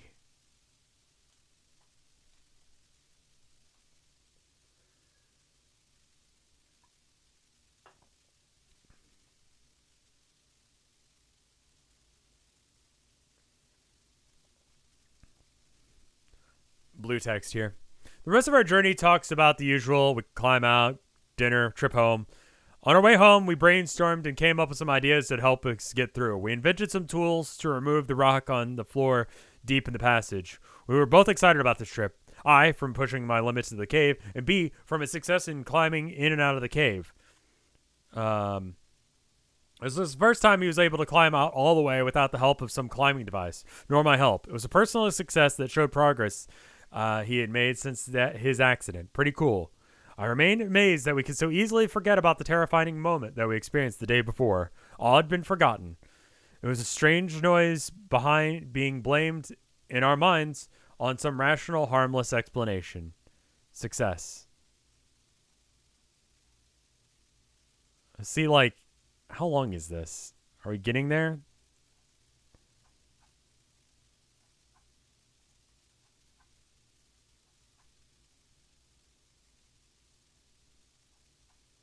Does it end on? Okay, it ends that one.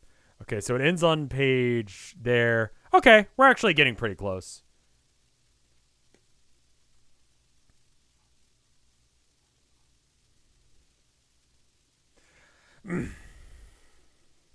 You're winning, Ted?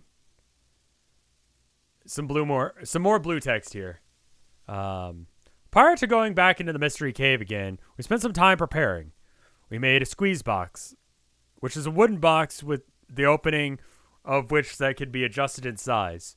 We could then crawl through the opening and measure to see how tight of a squeeze we could fit through. From that, we were able to determine that we needed about 8 inches in height in order to get through the smallest portions of Floyd's tomb.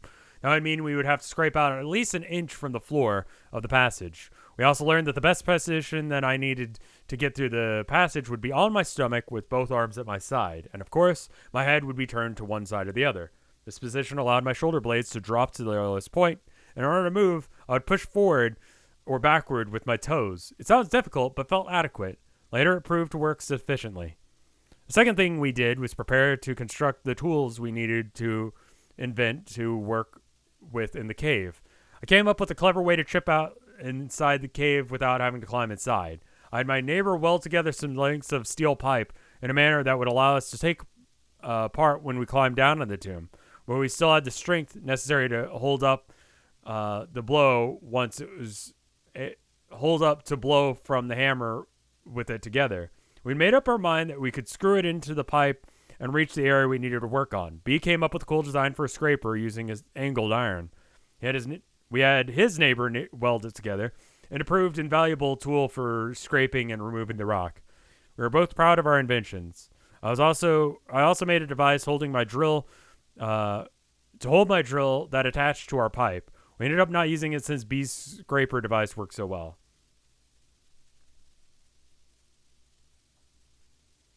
Here's a picture of B edited to protect his identity. With the pipe he made, I took the picture facing away from the tomb. He's sitting on the rope bag that we used as a bed.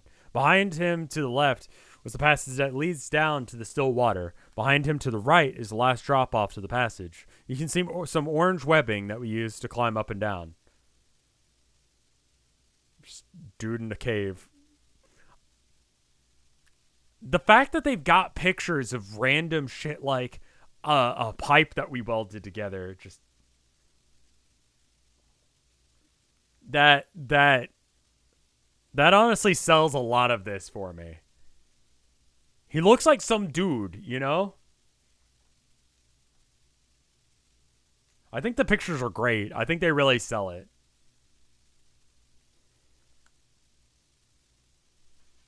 He just looks like some dude's dad, you know? Back to white text. I took an oath. I made a vow. I would not leave this cave until I had made it through the passage, conquering Floyd's tomb. If this would be the trip. It had been a long time since we had been out to mystery. We'd been busy, though. We had made tools that we had talked about, and it had fun coming up with ideas for tools. We had also made the squeeze box to determine the best technique for getting into a tight spot.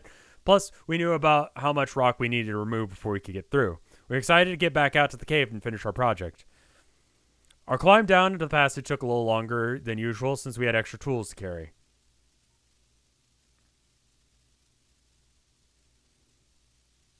Once we got down to the passage, we immediately got to work using B's scraping tool with the pipe that I had made. It worked like a charm. We could hammer the pipe on one end and the scraping tool on the other end dug into the rock. Then we'd push all the debris away from the passage and out of our way. When we needed to measure our progress, we would just turn the scraper sideways in the passage and observe the clearance. We worked for about 2 hours before we decided I had the desire to try this tomb.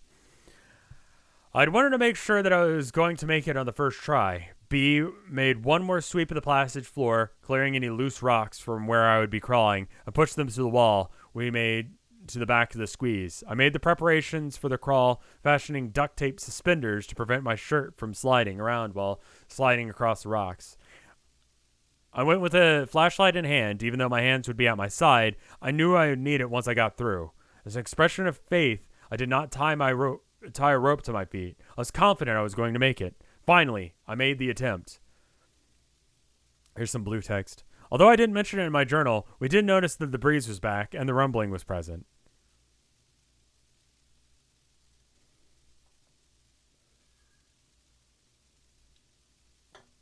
Back to white text. Although we didn't do any work at the entrance, I had to go the same dance routine to even enter the passage. Once I got my upper body through the hole, I shined my flashlight ahead of me and worked out a plan of attack. The passage didn't seem any bigger than the last time I was here, but most of the work was done deeper down the squeeze. I paused for a few minutes, then twisted my hips and began to get my lower body in. I slowly inched forward as my entire body slowly filled the passage. Before I completely was in, I got into position for the push. I dropped both my hands by my side and turned my head to the right. I then began to inch forward. Once my toes were inside the cave, I used them to push forward. To keep from scraping my body, I would walk using my shoulders, knee, and toes. Progress was slow but steady. That's fine with me. A foot or two before the tight spot, I could already tell that there was even a little bit more room. Even so, I began to touch the roof with the back of my the roof of the passage with my back. This time, however, I was able to continue moving forward. I reached the lowest point of the passage, and I could tell it was going to be tricky. Even with the work we had done, clearing out the loose rock, I could still feel sharp pebbles rolling against my chest as I slid along. Pingal.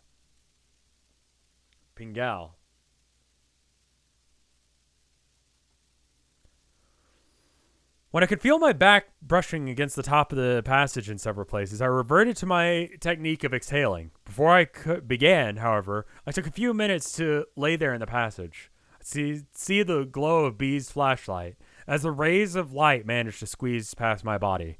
I could feel the cool breeze evaporate the drops of dirty sweat on my forehead. I could feel the 1,000 sharp edges dig into the surface of my skin.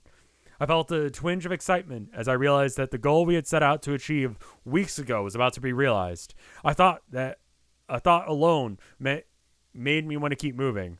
Not on how tight the passage began. No matter how tight the passage, it says not matter how. No matter how tight the passage began, I breathed in and out so rapidly for a few minutes and then began. Exhale, scoot, stop to catch my breath. Repeat. After a few inches of scooting, I could raise my head off the floor and squeeze until the passage was beginning to open up. I relayed this information to B, and we both took a few seconds to celebrate.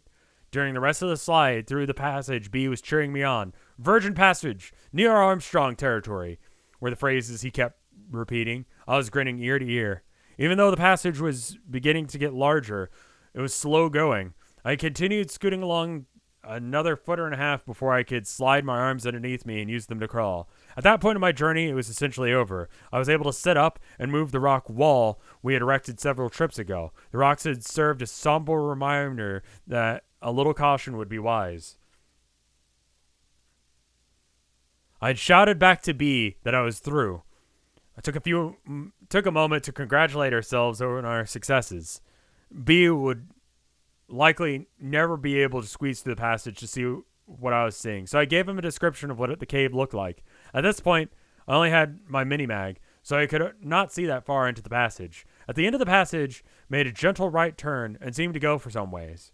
I was unable to do anything at this point but sit, due to the size of the passage. All the broken rocks that we had pushed through Floyd's tomb were around me at this point. There were no other signs of human intrusion. I had to wait for B to pass me my helmet light, to get a better feel for the cave. B used the pole we made to slide me the end of the rope. I was able to pull out all my gear through the squeeze. The first thing he sent was my helmet and my light. After I got the light fired up, I was able to see a new section of the cave. Hours. It's an exciting experience to see the results of hours of hard work over the course of several weeks, at which point we still had no idea what the cave would offer. The only thing I could see was the passage immediately followed our squeeze. It was a narrow passage with a low ceiling. I would easily be able to get through, but I would have to crawl. I began to take pictures to show B. The first section of the new passage, I was laying down since the passage was so small. My feet are extended in front of me, as you can see. Notice the broken rock on the floor of the cave. The passage looks like a dead end, but turns gently to the right near the end. You know, I was expecting a lot more space than that. God damn.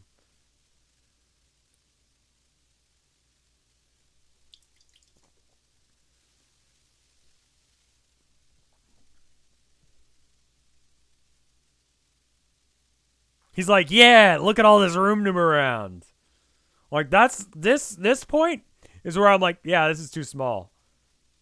Like, screw everything that came before this. Fuck this place, man. Spooks or not.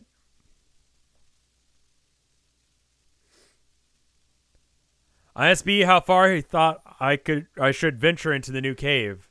In light of the strange events that had occurred, for the first time, he, too, toned down his enthusiasm as he remembered the noises. He slid the pipe through the tomb with a loosened tip on the end. He said I could use it as a weapon if I ran into an animal. He told me to make sure that we could hear each other as I progressed into the cave. Even though we were at least thinking the possibility... This is blue text. Even though we were at least thinking of the possibility of running into trouble, we never really considered the fact that if we got into trouble, B wouldn't be able to rescue me, and the fact no one would be able to get to me for many hours. If I were in trouble, serious trouble, as in hurt, there's no way that anyone would be able to get me out in time. But symbolic of the whole experience, we're focused on our goal with the most, and not the potential dangers that we face. So far, we had dodged the proverbial bullet. So far. Back to white text. I strapped up my gloves and knee pads, grabbed my camera, and began... Why wasn't he wearing gloves during that whole bit? What the fuck? I strapped up my gloves and knee pads, grabbed my camera, and began my adventure. I crawled through the passage, pictured above, which was about 20 feet long. At the end of the crawl, the cave bent slightly to the right. I would have to climb up a gentle slope, but then I would be able to stand at the end of the next cave section. The next section was about 40 feet long. In addition to having a higher ceiling and walls much wider than the section I had just crawled through, both sections were relatively straight. The floor was covered a rock which I crunched as I crawled, and then walked across it. Okay. The first resembled several chunks of grated cheese tied together on one end. The rest of this cheese just flopping down. The second formation was just tiny strands of rocks, thinner than human hair. Looked pretty cool. Found several examples of both kinds of formations. I was not even through the second portion of the cave before I could barely hear B. Cave passages are not very acoustically friendly. I shouted to him that I would go for an hour and a half, then return. He said that would be fine and to be careful. Then I would proceed to explore some more. I could walk nearly upright at this point. There's a third straight section of the cave. I discovered a crystal formation on the wall to my right. It was several layers on the wall, resembling clear candle wax that was allowed to melt and drip down the wall. There was also several small stalactite-looking formations formed by these crystals. The longest was about 4 inches in length. There would have been one much larger, judging by the size of the base, but it had been broken off. I looked to see if I could locate it, but ended up I couldn't find it. Here's a picture of the crystal formations are right behind the rock in the upper right-hand corner of the photo. I could walk upright, but had to stoop on occasions, like ducking under that rock. I always expect it to be like, a room or a hallway, and it's just like, look at this tiny little passage, my dude. Isn't it exciting?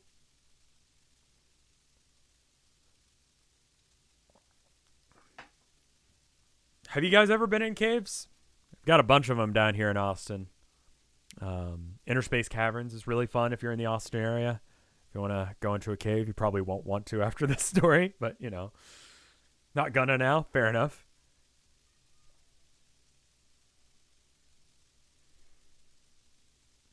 The passages continued on for another 100 feet or so before the cave opened up a little. It was at the end of a short segment of the cave. The very end of the segment of the cave began to make a bend to the left and opening up into the room. Just at the point where the room began, there was a round rock that appeared to be leaning against the wall. It seemed out of place, but singular formations are common in caves, so it was no means unique. I crawled and stepped over several large chunks of rocks that fell down from the ceiling, but this one was more round than others. Once past the rock, the room opened up into the height of about 15 feet. It's about 15 feet in width and about 30 feet in length. At the far end of the room, there was another passage leading straight out. As I entered the room, I had an eerie feeling. It's like the old saying that I felt like I was being watched. Once again, my excitement the new find faded. The memories of the mysterious side of the cave crept back into my mind. Suddenly, I felt very alone. Fortunately for my ego, I was nearly out of time and I had to go back before my half hour was up. I took several pictures of the room. I was going to just get a feel for how long the next passage was when something caught my attention. On the left side of the room, on the wall, at about eye level, I discovered what appeared to be hieroglyphics. Single drawing that appeared to be just the part of the rock coloration. It looked like some very crude representations of people standing below a symbol. I was pumped. This meant that there had to be another entrance to the cave. Even if the entrance was closed or blocked, it might mean there was an opportunity to open it, to get B into the cave. It took another look at the drawing to make sure how to describe it to B, then took some pictures and headed back to B.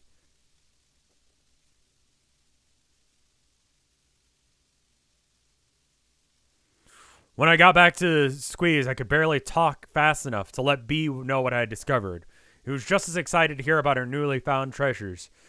We debated on what our next move would be. I began to send my gear back through the tomb to B. I told him that it would be best if we got someone else to come back with me, in case something happened. He agreed. Once we got all my gear through, I was faced with the wonderful task of having to negotiate Floyd's tomb again. There's some blue text here. Theoretically, a person should be able to get out of passage just the way he just crawled through by simply reversing what he did. If he contorts his body in a certain way to get in, he should be able to get into the same position to get out. In practice, this may prove to be possible or may not prove to be possible or practical. Such was the case at the tomb. Yeah, I mean, I guess, yeah. Blue text is like addendums that he had later.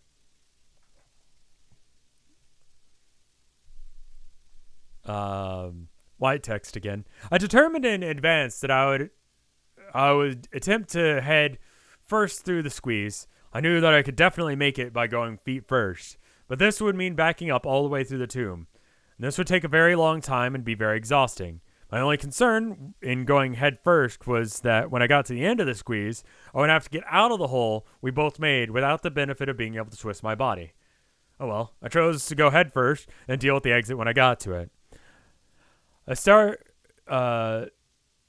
into the Squeeze very close to the tight spot, so at least I'd have it over with soon. It turned out to be tricky to get enough to get through. I had to shift my hips to the right a little to get through, but kept plugging away at it. My hands were once again at my side, my head was turned to the right, and I was scooting on my toes. Once again, I used my head to gauge whether or not I was in a tight spot. And then, when I was past it, I seemed to get tired a little quicker on the way out. It must have been all the work we had done to get through. I was a little over halfway when something bizarre happened. I was laying there, taking a brief break, when I heard a sound deep within the cave. It was faint, the distinct sound of rock sliding on rock. My blood froze in my veins. I couldn't move. I just laid there to hear the sounds again. Nothing. Quickly began to scoot towards the exit. Did not mention the sound to B, but I did recall one of our earlier trips that B said he had heard the same thing. The task of getting out of the hole turned out to be as painful as I thought it would be. I had to put my arms overhead and force my shoulder through the hole. I left some skin behind as I slipped through. B helped me out, helped me as I wiggled my upper body through the passage. Then I could catch myself and ease my lower body out of the tomb. I was out. B and I shook hands and began to load up our gear. I was trying to listen to any sounds coming from the hole, but we were making too much noise gathering our stuff. As much as I looked forward to getting into the passage, it was a relief to get back out. It's pretty much how I feel about the caves in general. I love to go in, but I feel good when I get to go back out again.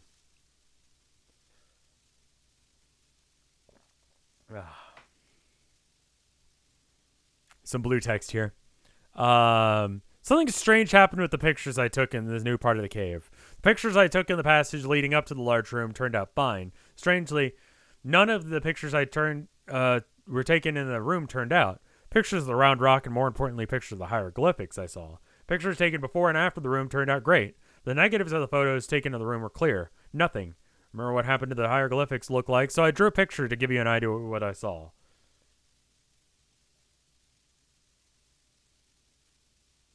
Boop, boop, boop. A crude drawing what I saw, but it's accurate. The first thing I thought when I saw it was the Blair Witch Project. Kind of has the same feel to it. Symbol is in the center of several figures that look like people raising their hands below, were below this. Let me go ahead and just, yeah, there we go.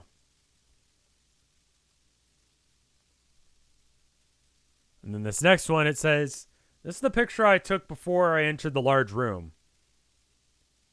At the end of the passage, partially hidden in the shadows, is the round rock I saw. I mean, if you fucking say so, dude. What? Here's the same picture with the round rock outlined. You really can't tell from these pictures what you're looking at, but these are the only ones I get of the round rock. Okay, yeah, I kind of see it. Like, you can see a little bit of lightness here. But if it wasn't, like, circled and highlighted, I would not see that. Alright. I missed a Pingal. Sorry, that's going to happen.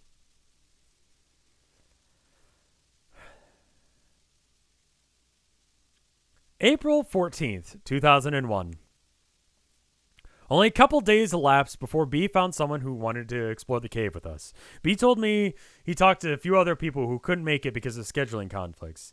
He said that he really grilled them for information about the cave and about the passage. He would not tell them which cave it was and to ensure that we explored it to our satisfaction before he made it known to the public. Even the guy who ended up going with us did not know which cave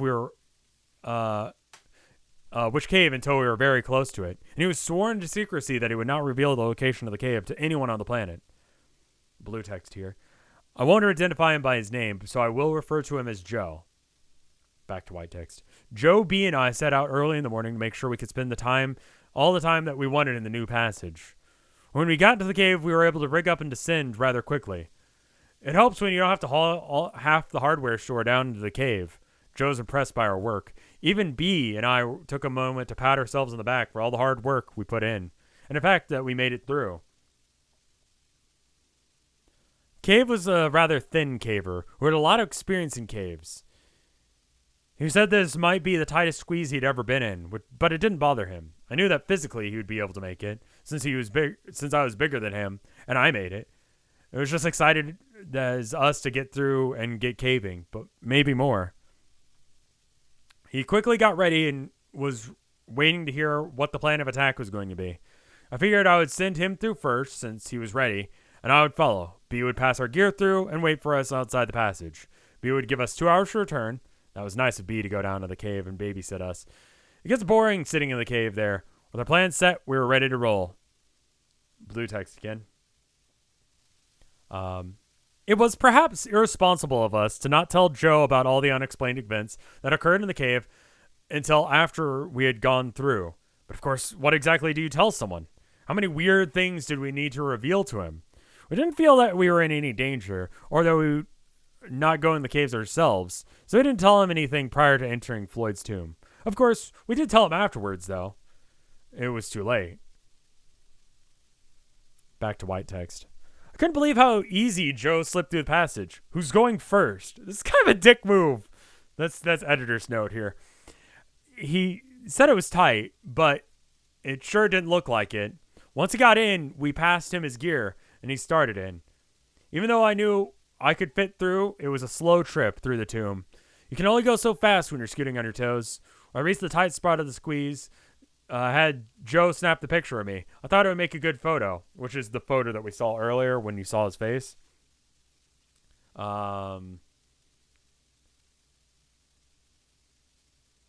Once I got B through the relay to stuff to me, then disaster struck. I'd gone all the way in and turned around to get my gear through. I had to kneel down and still crouch down low. I had just got my helmet, ironically, and light, and I was turning around to feed the rope back to B when I smacked my head on the top of the passage. Human skull versus solid rock, rock 1. I told B what happened, and he sent my first aid kit through. I was bleeding, but even worse, I didn't feel too good. I patched myself up and told B that I didn't think I'd better continue. He looked like a little kid who just told him that Christmas was canceled. Although I didn't like the idea of him exploring the cave without me, for selfish reasons, of course, I wanted him to at least see the part of the cave for making the trip out there. I told him to go as far, how far to go and how long it would take, and then sent him on his way. As I lay there, I could hear him crawling in the darkness. His light disappeared after the first turn. I rested a minute or two, then began my journey back through the squeeze. It's disappointing to get all the way through into the cave and not be able to explore it to the end. It was actually killing me. After making it through Floyd's tomb, which was painful, I sat down and munched on a Cliff Bar. While B and I chatted, I told him that I would pay for the motel room if he would stay overnight, and then I would see how I was doing the next day and make another attempt at the cave. I felt goofy for having smacked my head on a cave wall. B said he would be willing to give it another try tomorrow. He was anxious to get some closure to this cave, as long as Joe would stay overnight. We determined to wrap things up the next day. Once we had that was settled, we just sat back and enjoyed the darkness. We could hear almost no sounds coming from the passage. His silence reminded me of the scraping noise I heard the last time we were out here. I brought the subject up to B, since I had not explored the cave completely. I would not offer any explanation for what could be making the scraping noise, or change the wind strength, or rumbling, or that terrible scream we heard. Suddenly, we both wished we hadn't sent Joe into the cave alone. No shit? No shit, my dude? Again, editor's note. B went into the hole and yelled into it, "Joe!" No answer. Not surprising. You can't hear each other from very far apart in a cave. We nervously awaited any sounds. Good sounds, that is. Joe-type sounds. The 20-minute time limit had passed. 25 minutes. I really had no desire to climb back into the squeeze. My head was still throbbing, and the squeeze looked tighter than ever. Still, I knew I was going to have to make sure Joe was safe. Just as I was about to prepare to get back in, I saw a light deep in the passage. "Joe?" I called out. Nothing. "Joe!" Still no answer. The light got brighter. I could hear the sound of someone crashing across or crawling across broken rock that lined the cave. "You okay, Joe?" "No," was his quick, weak reply. When he got to the other side of the tomb, he said he was not feeling well. He took off some of his gear and then put them in a bag so we could pull it through. As I pulled the bag through the passage, he began to climb through the tomb. We didn't even get a chance to ask him a question about what he saw before he was coming back through. He quickly slipped through the squeeze and the hole and finally got him out. He looked terrible. His face looked pale and he was out of breath. The dust that covers the floor and the squeeze left its mark on his face and clothes. He had numerous small cuts and scratches all over his face and arms, probably from the rapid exit of the passage. His eyes were wide open. We only had a brief moment to look at the change, and it only had occurred to Joe before we had started to head out of the cave. Without saying a word, while Joe and B started for the surface, I took a moment to gather our gear. Then I stopped to listen to the passage. I heard nothing. I felt nothing. The wind had stopped. Part of me wanted to get out of the cave as fast as possible, but another part of me wanted to immediately climb back through the passage to find out what made this cave tick. Then was not the time, though. I still felt a little dizzy from my entry, and at that moment I noticed B and Joe had made good time getting up the cave passage while I was left alone. Chills ran through my body as I scurried to catch up with them. Once we were out of the cave, I figured we would be able to find out more from Joe. But when we got up to the final climb, he unclipped from the rope and went straight to the truck. In the light of day, he looked even worse than he did in the cave. B and I gathered up the rope and our gear and headed to the truck. Joe said he didn't want to stay overnight because he felt terrible, so we believed him. So we headed home. We could get no more information out of Joe. He just stared straight ahead. He was shaking like a leaf. He said he was not cold. When we questioned him, his answers were short. I asked him if he saw the hieroglyphics. No. Did he hear us yelling? No. Did he see the round rock? No. Did he see the crystals? No. He said he went a little ways in, started to feel sick. Something was fishy about his answers. He would have had to have seen the crystals if he had gotten far enough into the cave that he couldn't hear us yelling. But why wouldn't he elaborate? The blue text starts again. The rest of the trip passed in eerie silence. Joe didn't say much else. We gave him a brief outline of the strange events that happened in the cave. He didn't reply. As we were dropping him off, we asked if he wanted to go back into the cave. He shook his head and ran into the house. I tried calling him later in the next day, but only got his voicemail.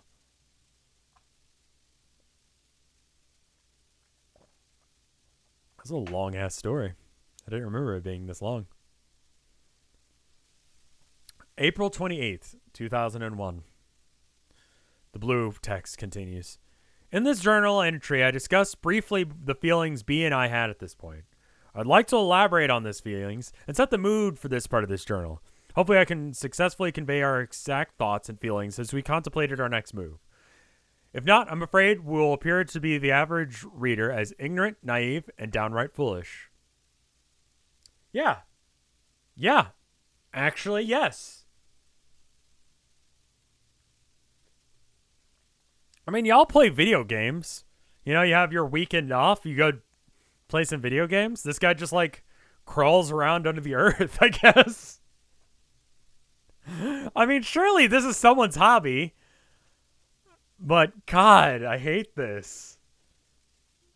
I hate the idea of this.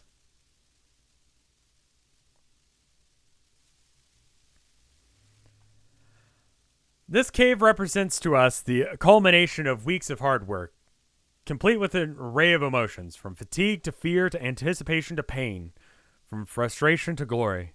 To us, we are not standing on the brink of possible destruction, but rather honoring an unspoken commitment. Much like a parent of a wayward child, we are not about to abandon our child out of fear of the unknown. Like it or not, this cave had become part of us. And now we must see this adventure to fruition. Additionally, verbose explanation aside, we're being eaten alive with curiosity. Despite the overwhelming number of occurrences we experienced, we had to get back into this cave. What was making the rumbling noise? What caused the change in wind strength, etc., all the way down to Joe? What could have possibly happened to him? What did he see or experience? We had made many lengthy discussions about what our next move would be. We kept coming to the same conclusion. We had to return to the cave. We could offer no possible scenario that would solve the many riddles that held deep within this cave. The only way we could hope to complete this puzzle would be to conquer this cave. We're going back to Mystery Cave.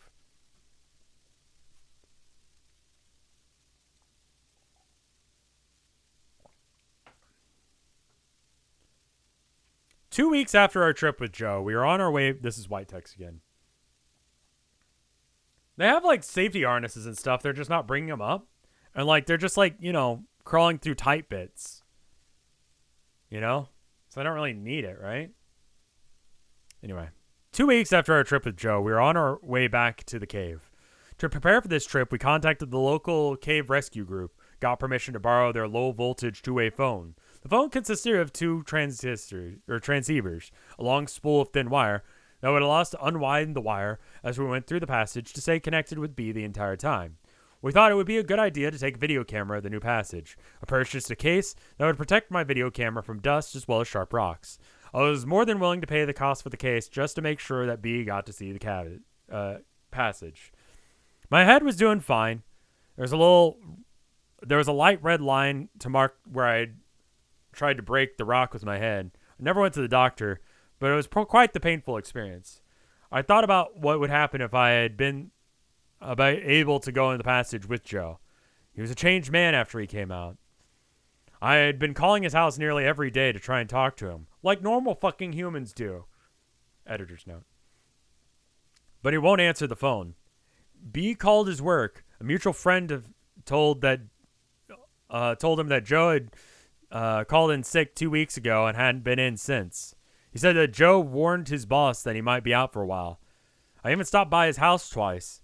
First time it looked like someone was home, but no one answered the door. The second time, his car was gone, but there were no lights on. And there were no lights on. I hoped to talk to him before the trip, but it didn't work out.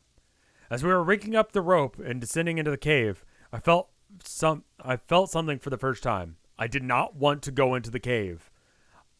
It was not a feeling of foreboding.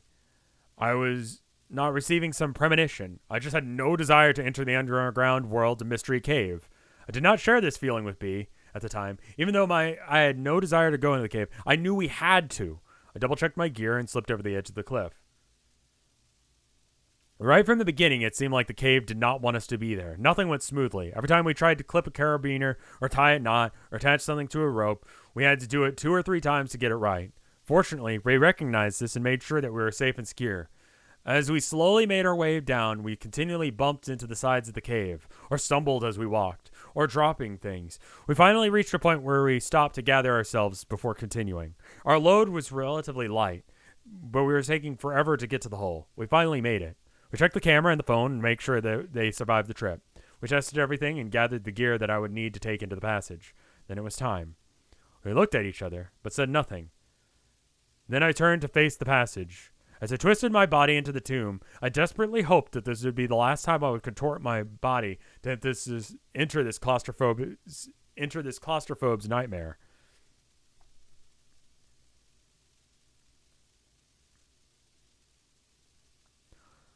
The trip through Floyd's tomb went smoothly, figuratively speaking. As I got through, we took several minutes to get everything through to me. I suited up and tested all the equipment. The phone worked like a charm. I videotaped the squeeze in the first section of the new passage. Since I would be unable to tape while I was crawling, my plan was to crawl the next section, then film some more. I could video what I had just been through, and then video what I was going to crawl through next. That way, I could get each section from both ends. It's starting to feel pretty good about the trip. Felt the sense of personal satisfaction at being able to provide a way for B to see the fruits of his labor. It was awkward lugging the camera and unrolling the phone wire while trying to crawl, but I knew it would be worth it though. The small formations were too small to show up on video. Normal outside lighting would be no problem, but my headlight was the only source of light. The effort was futile. It's 2001 technology, so fair enough. The crystal formations turned out quite nice. They were easily large enough and made for some pretty good footage. I took advantage of the film to check my phone, and the film stopped to check my phone. I was comforted to hear someone's voice deep within the passage. We chatted briefly, and I unplugged the phone and prepared to continue. The phone resembled an oversized regular phone. Again, from 2001. Just think about that. More like the ones that you would see in war movies. When I wanted to talk to B, I would just plug in the phone into a special jack on the spool of wire. The power source was on B's end of the phone, so it was always turned on. The reception was clear as a normal phone, and I continued forward.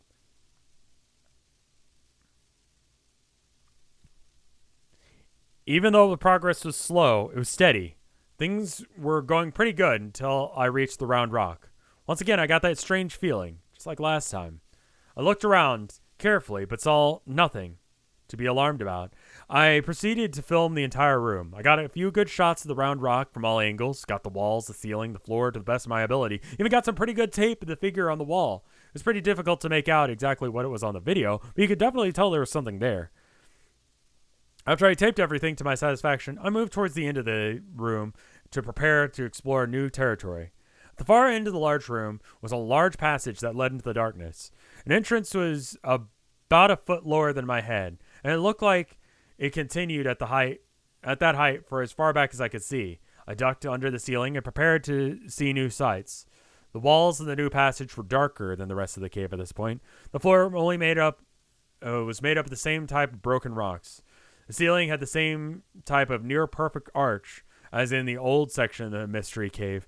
It seemed out of place in the jagged atmosphere of the cave. I could only see it about 30 feet back, where the cave appeared to make a right-hand turn.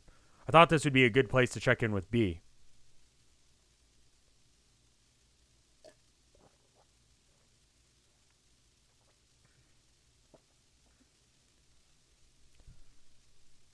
They made this into a movie in 2019. Wonder if it's any good. What did they call it? It took a couple of beeps before he'd answered the phone, but once he did, his voice was still crystal clear. It sounded like he might have been snoozing. Had I been gone that long? He said he was doing just fine, and I could take as much time as I needed. I thanked him and hung up.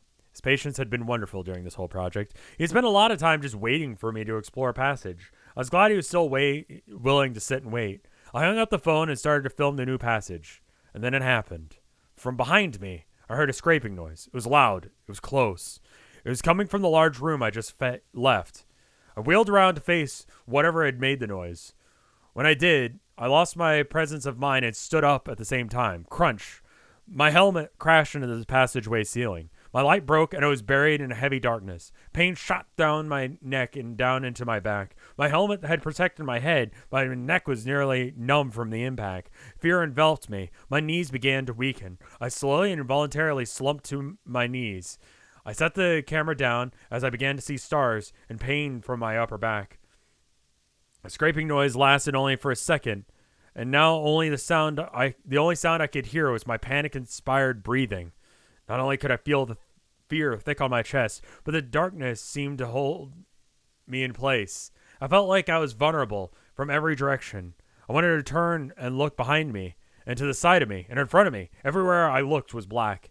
Finally, I broke the stupor of terror long enough to reach for an alternative light source, my mini-mag on my helmet. I switched the light on, and when I did, I nearly cried. I forgot to put fresh batteries in, and I could barely see more than a few feet. Still, it was better than nothing. I immediately began shining the light with all of my might into the large room. I strained to get a glimpse at any movement in the room. Nothing.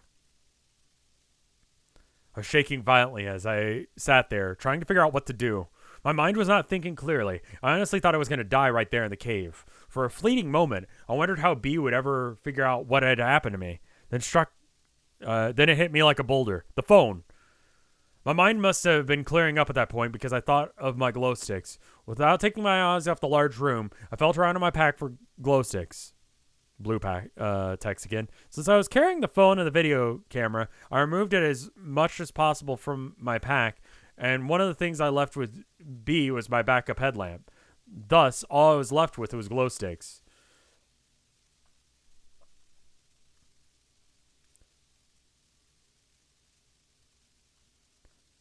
Back to white text. I found one and ripped it out of the package. You could tell something was wrong by how it sounded.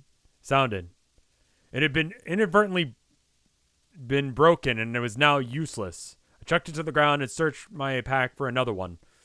I took my eyes off the large room only to check the passage behind me occasionally. I found another glow stick and broke it to light it up.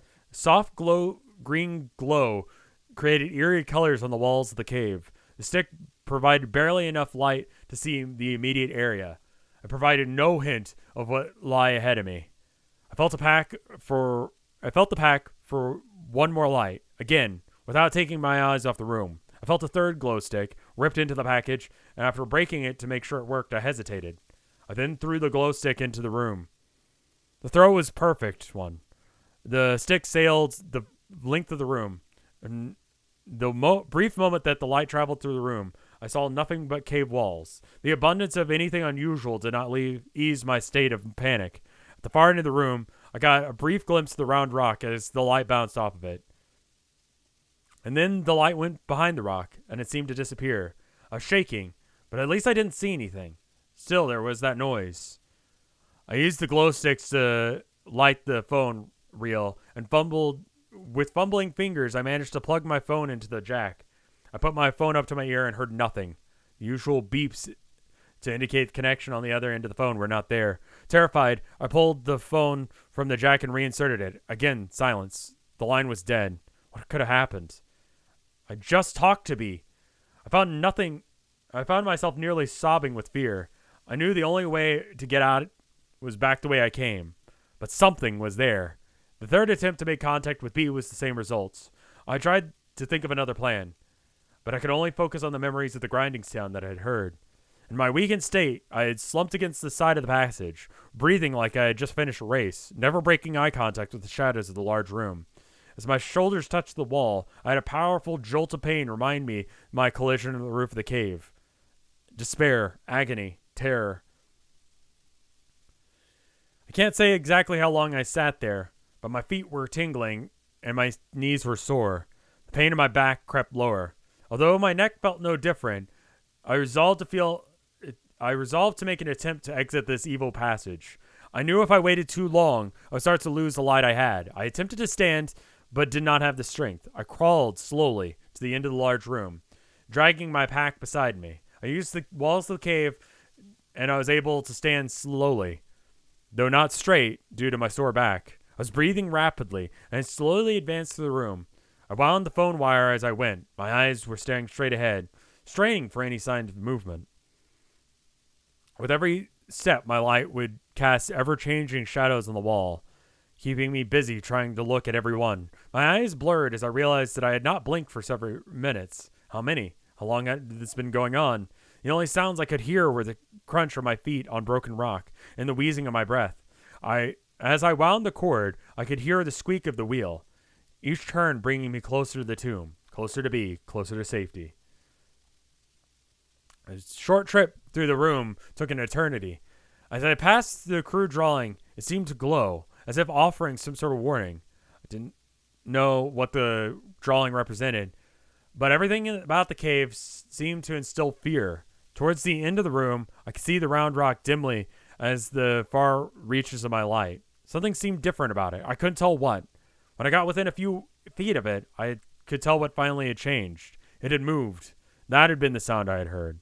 Again, terror gripped my entire body as I realized how close I was to something. I had no choice but to continue. Still, it was not easy. I inched towards the rock, holding my glow stick ahead of me, my hand shaking, using it to pierce the darkness. I stopped just inside this side of the cave and round up the slack of the phone wire. Then I realized why I had lost contact with B. The rock was now sitting on the wire. I gave it a tug, and the thin wire snapped. My only hope of contact with the outside world ceased to exist when that wire broke. I never felt so alone and helpless. Buried deep within the earth, I had voluntarily descended into my own grave with a casket of solid rock.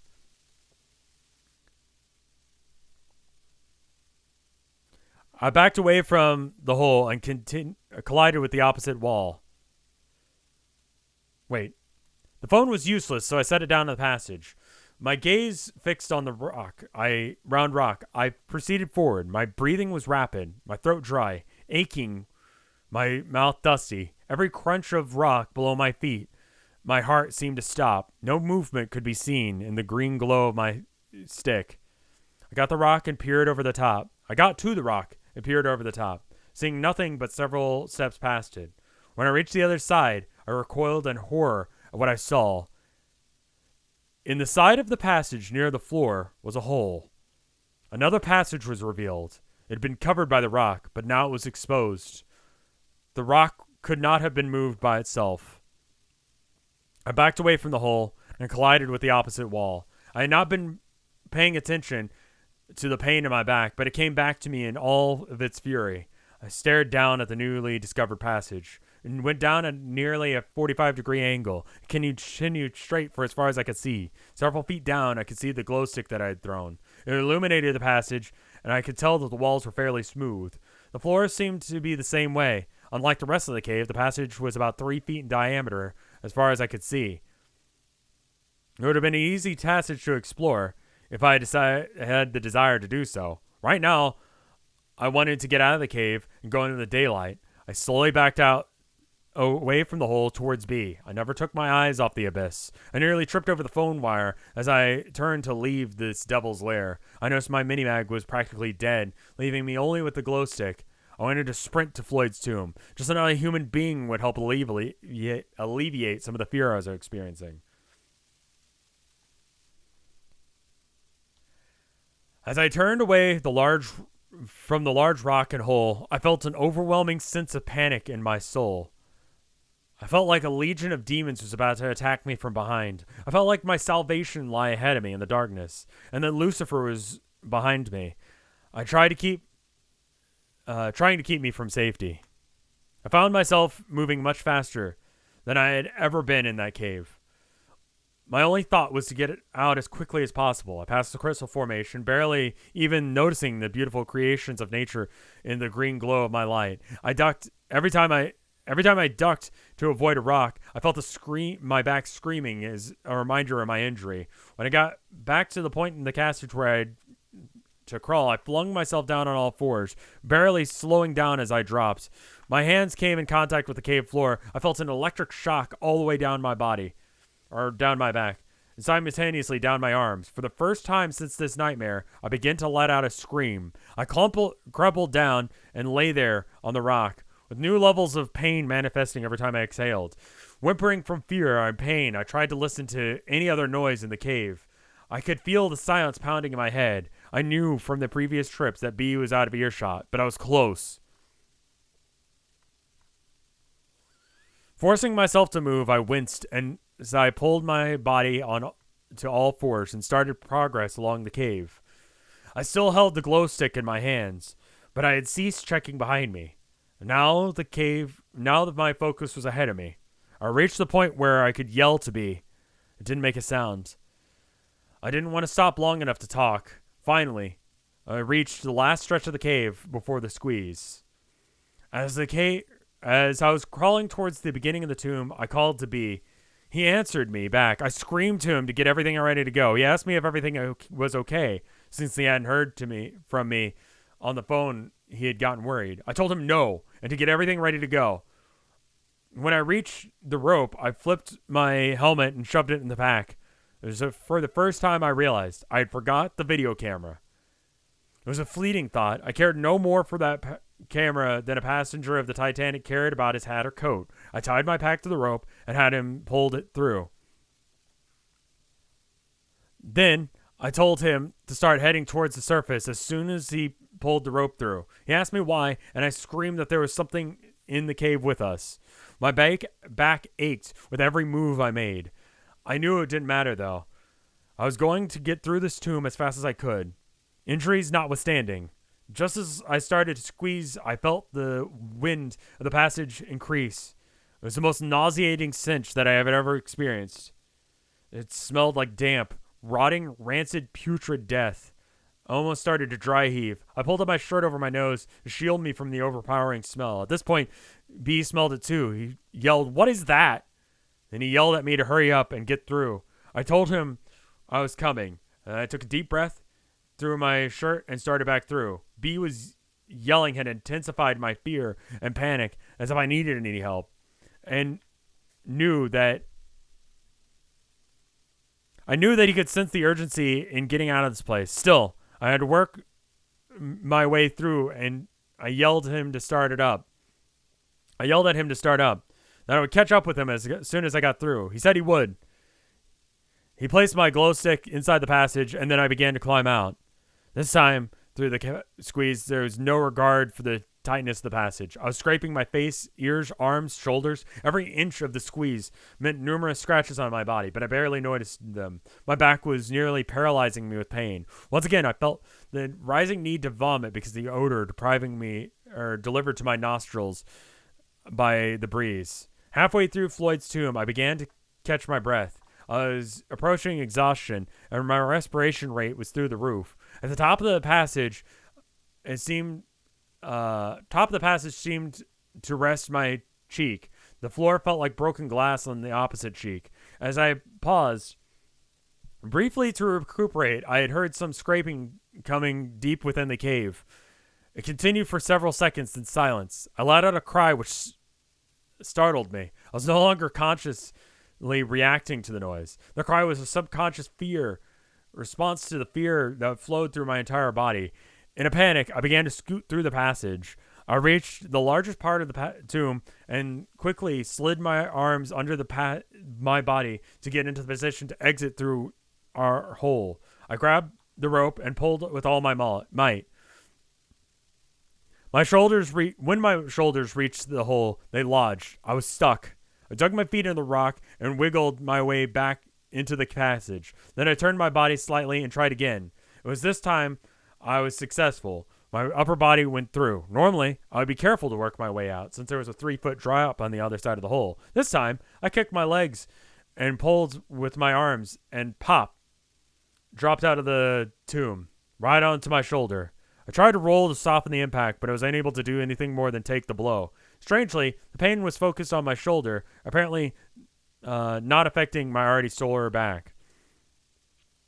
I rolled to get onto all fours, then slowly rose to my feet. The smell was much less intense outside the passage. I grabbed the glow stick and used it to find my helmet. I began to head for the webbing to climb up while strapping on my helmet.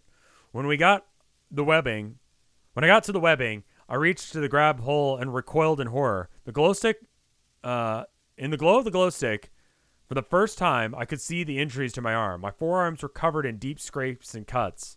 Much of my arm was already covered in blood. The wounds were not deep enough to bleed freely, but rather ooze blood. In a brief moment, I stopped and I noticed that there was silence in the cave. No sounds coming from the passage. Nothing coming from up ahead. Once again, I had the feeling of being alone,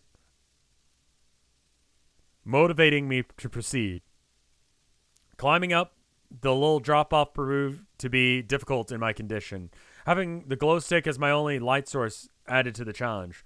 Once on top, I scrambled to catch up with B. I was impressed at the speed of my ascent.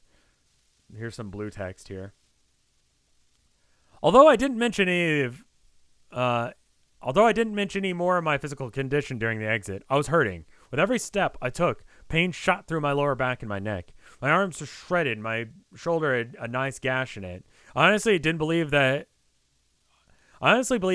if not for the terror I felt at that time, I would not have the energy or motivation to climb out. I was running on pure adrenaline. Unfortunately, the adrenaline surge was about to end.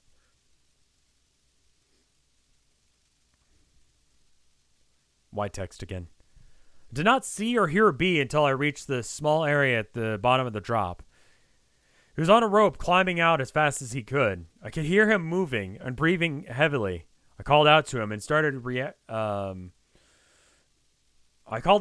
his startled reaction told me that he was nearly as tense as I was. He told me to get on the rope and start climbing. We both knew that it would be dangerous, and not something we'd normally ever do. But this was different. I stood there, looking up, where the rope disappeared in the darkness above me. It danced around as B made his way safely. He was out of sight, but before he was close. What? But I knew he was close. There we go. I knew that the rope was my lifeline to the outside. To light, safety. Behind me was darkness, fear, the unknown. I had a fleeting thought of a movie scene where an actor had outwitted the monster and had reached the front door of the haunted house. And just as he reaches for the knob, he hears the sound of something behind him, only to see. I slid the glow stick onto the cord of my helmet and reached for the harness. Then I thought I would let B get up a little higher while I pulled the rope up that was stretched down into the cave. That would make it easier to get out once we got to the top of the drop. I chose not to wind the rope around my arm since it was sore bleeding. So I just pulled it into a pile on the floor. From above, I heard B warn me. Rock! I ducked under the ledge, and several small rocks landed on the floor near my feet. I quickly went back to pulling the rope in. I had it about half in, at about 50 feet, when the rope hit a snag. It was solid. There was no way I was going to crawl back and release it, so I decided that I'd just forget the rope and get my harness on and get out of this cave. I threw on the harness around me and started to buckle it, but before I could secure it, I heard a strange noise at my feet. My pulse began to quicken. I looked down at the rope, only to discover the rope was disappearing down into the darkness. Something was pulling the rope back into the cave.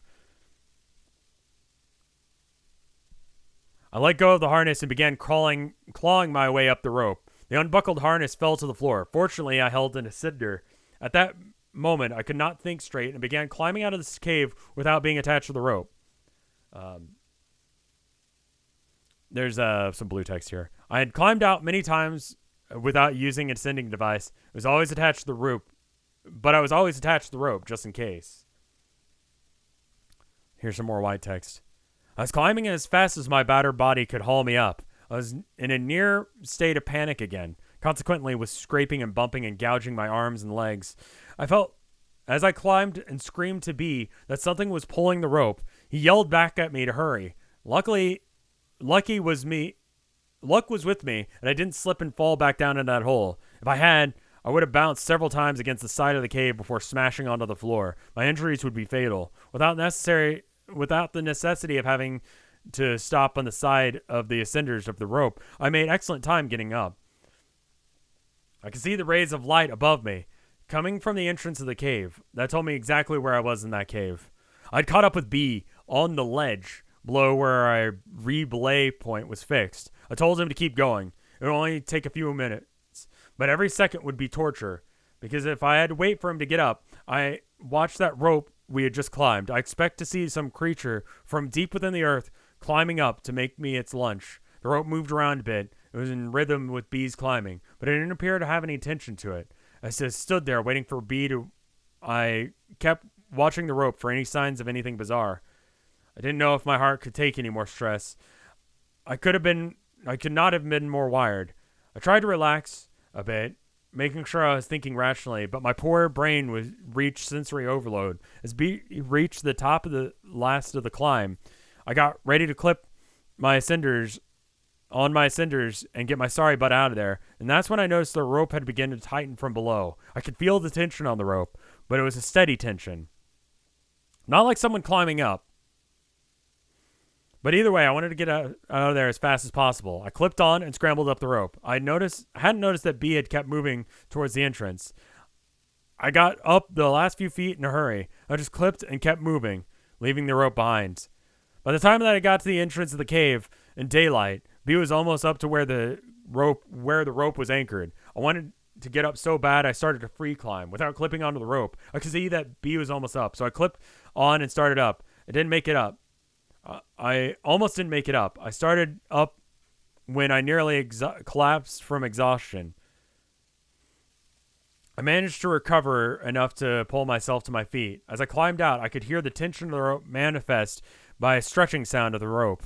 I prayed that the rope would not break with me attached to it. The second I reached the top, I unclipped the ascender. I could see that B was down by a tree. I limped over to him and collapsed. For the first time since I went through Floyd's tomb, we could see each other. We just stared. I knew I looked bad, but I didn't know that B was also in bad shape. He had cuts and scrapes over every exposed surface of his body. His face was pale, almost white. His mouth and his eyes were open. He was breathing heavy, almost gasping. Shock we had shared in each other's shared at the other person's experience was broken when he heard the rope around the tree stretch and the knot that B had tightened. I was frozen in place, overwhelmed with fright.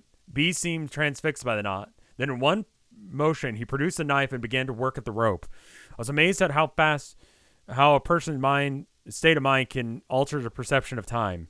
I'm sure it only took 4 or 5 seconds to sever the rope from the tree, but it seemed like an hour. When the rope was cut, the knot fell to the ground, and when the end of the rope zipped across the rocks and over the edge of the cliff, its speed caused it to hum as it went. As soon as the rope was cut, B let out a cry. He dropped the knife, and fell backward.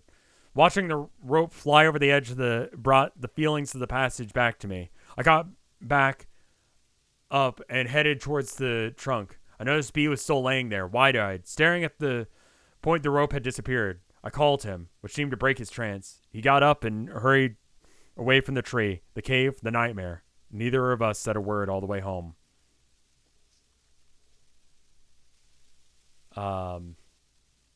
Blue text again. It is now 4 days after our trip in the cave. It has taken me 4 more days. It has taken me 4 days and dozens of attempts to get this entire experience written into my journal. Every time I start to write, I recall the terrible feelings I had, and I just couldn't write anymore. I felt compelled to continue. So as a document to the unbelievable events, while all of the details are fresh in my mind, I can still feel the pain. I can still smell the stench, still experience the terror. Even typing my journal has taken hours.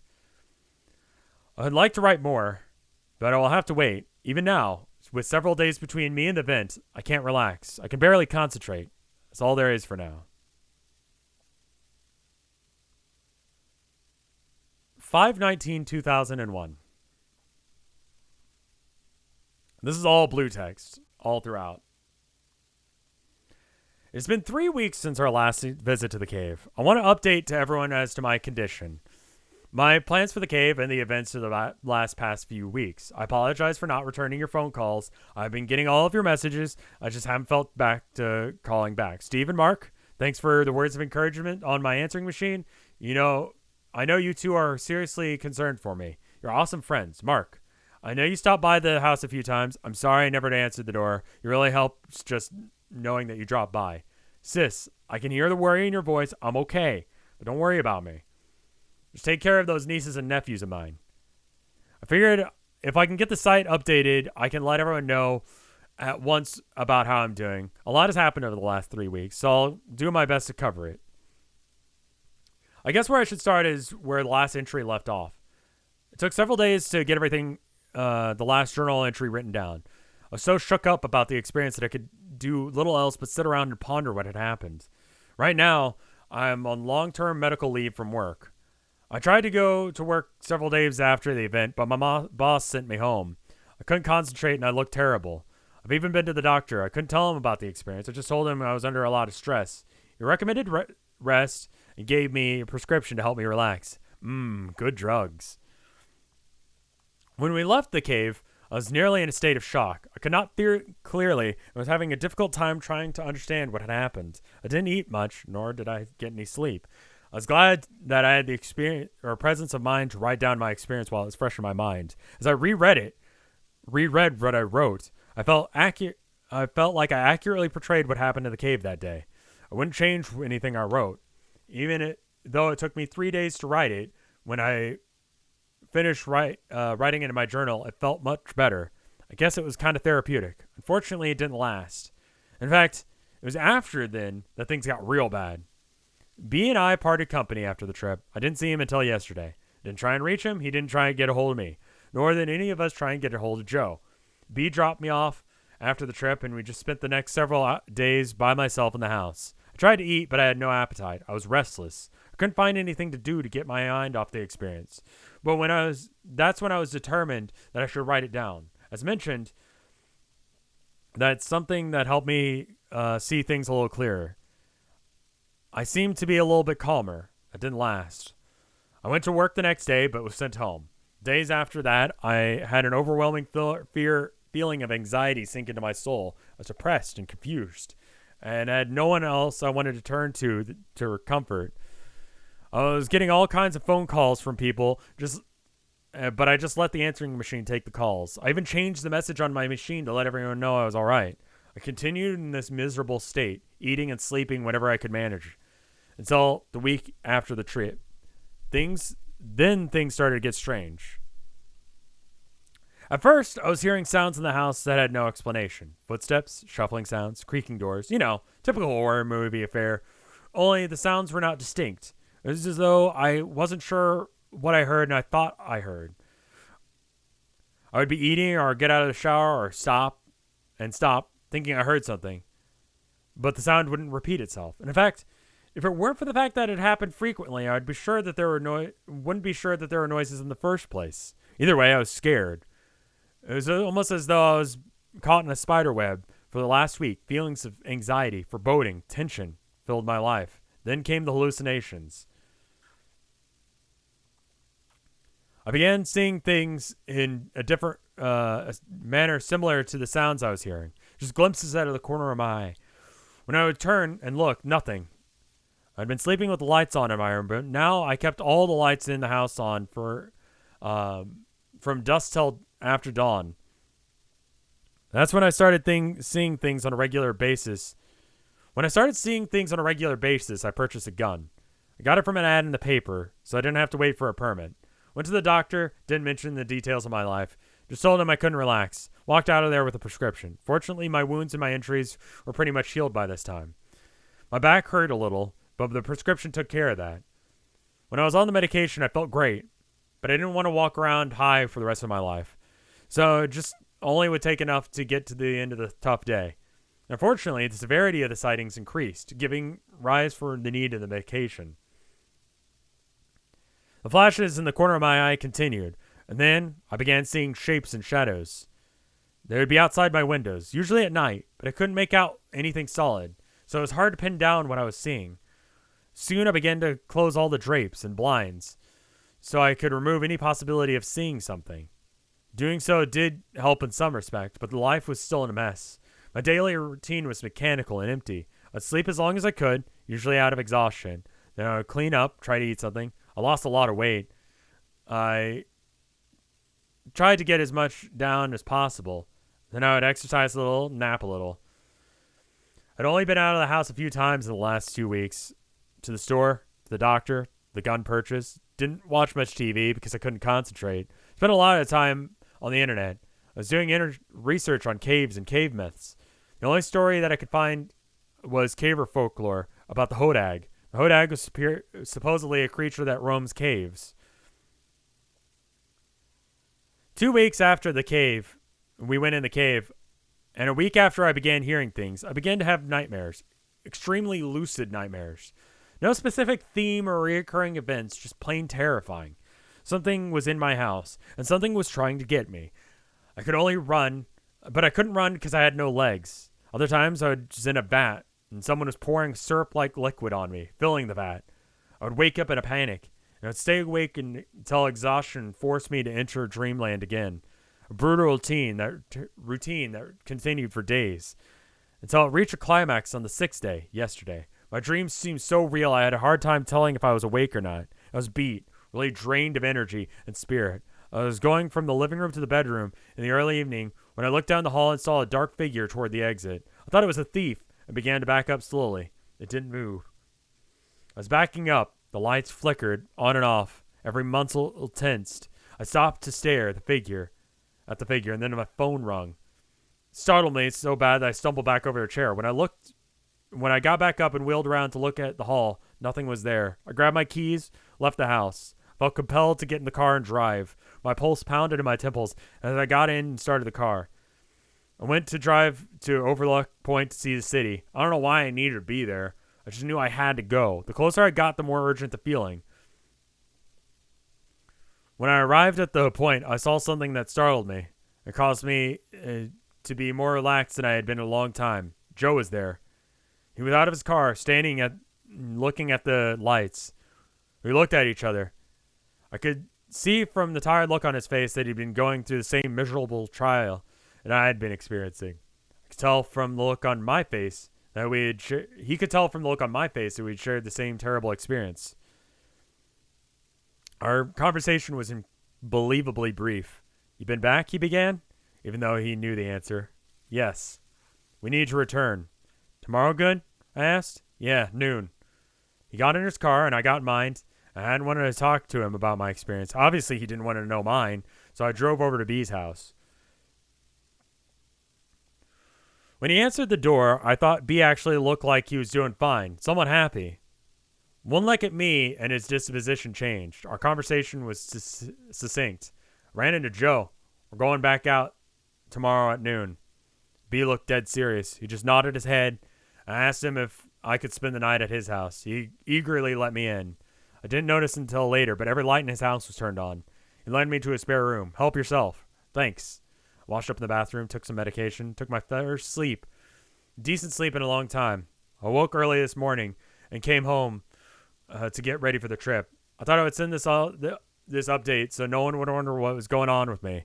I suspect that by the time most of you read this, you'll be back at home and I'll have a great story to tell. I promise that if you haven't heard from me by now, you will very shortly. It's 10 a.m., Saturday the 19th. We will be leaving for the cave in 2 hours. Preparing for this trip was like no other trip I've been on. For the first time in my life, I will carry a gun into the cave. I'll also carry a knife and an extensive first aid kit, plenty of food and water and a camera. I will take several sources of light, a pad of paper, and a pencil. I'll have to take all my climbing ropes since B lost his in the cave. I'll take a good length of rope with me to the other side of Floyd's tomb. This is the first time in 3 weeks that I've heard any reference to Floyd's tomb, and it still sends shivers up my spine typing it. There's so many things I had hoped to accomplish this day. So many answers I had hoped to find in the tiny passage hidden beyond view. Reflecting on events leading up to this day leaves me feeling dizzy. Was this all a bad dream? Unfortunately, I'm wide awake, and I still feel a few short hours I might have to face my nightmare. The thought of having another person with me in the cave passage does nothing to alleviate the fear I feel. I almost chuckle as I ponder the childish notion that we will have to consider. Who will enter the tomb first? Who will lead the way into the darkness unknown? Who will decide when to turn back? Foremost among the questions in my mind, what about the video camera I left behind? It's supposed to be able to record in complete darkness. I left the thing running. What might we find on the tape? Darker questions follow. What if the tape is gone? What if it's destroyed? Although it's difficult to put an exact name on my motivation, I think closure fits it nicely. I need to find new things about this cave. The main thing, believe it or not, is to find the end of the cave. With all the bizarre things I have witnessed in the past few days, it might seem a bit trite to want as a primary goal to get to the end, but this is what I want, to be sure. I'll be seeking other bits of knowledge along the way. However, if I find an end to the main passage and an end to the passage hidden behind the rock, I will be content to never return to the passage ever again. Never. It seems to me that crawling headfirst through a tight passage into the darkness is an unnatural thing. Just like crawling up the sides of a cliff for recreation or jumping out of a completely good or perfectly good airplane and floating to the ground. We do these things to satisfy our hunger for adventure, subconscious desire to conquer our own little Everest. As B is fond of saying, caving is the last opportunity to explore for people or person of modest means. True. Short drive from just about anywhere in the country is a cave waiting to be explored. Even a cave well known among the general public can be reached and approached by someone for the first time as an adventure, something new, something to overcome. But it's there. Many of you don't agree with my decision to pursue this cave. I know from the messages that I have received, I'm afraid that I don't have a choice. If I am ever going to have experienced a restful slumber, I must return. If I am ever to walk the halls of my own home in peace, I must return. If I am ever to exit the overworld and enter the subterranean worlds, if I am ever to exit the overworld and enter the subterranean world of a cave, I must return. I no longer feel that I have a choice. I must return. For my family and friends who are reading this, I say, be at peace. I will conquer this cave, then I will return and update this site immediately. I will include any photos we take in the cave today, and if you stop by the house, I will show you the video that I have. I expect to be home later tonight, or tomorrow at the latest. See you all soon. With lots of answers, love, Ted. And that's the last page. Clicking next doesn't achieve anything.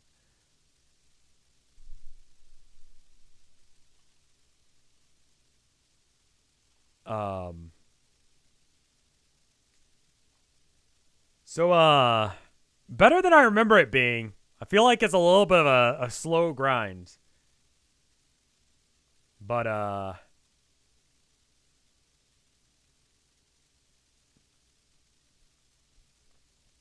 mean, like, yeah, I mean, what if there was just like a little gremlin fella and they cut the rope and the guy's dead and they're like, oh fuck, what do we say? I've been reading for this for 2.5 hours. Well, I want to establish the mundane stuff. 6 out of 10. I don't know. What do you guys think? I'd say like a 7 out of 10. It was a little too slow. It was well written. It was believable.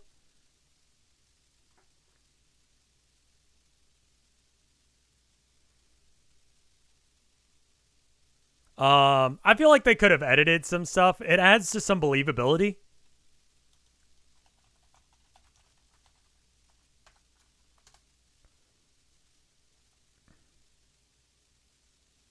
Before we leave, I want to read one more quick story for you guys. 7 out of 10. Well, first off, did you guys enjoy this? 5.5 out of 10. The beginning was too slow. Fair.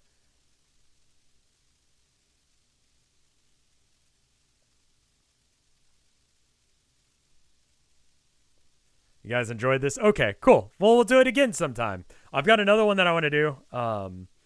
One of the ones that, I mean, like, this is a story that makes me go, I don't want to go in fucking caves.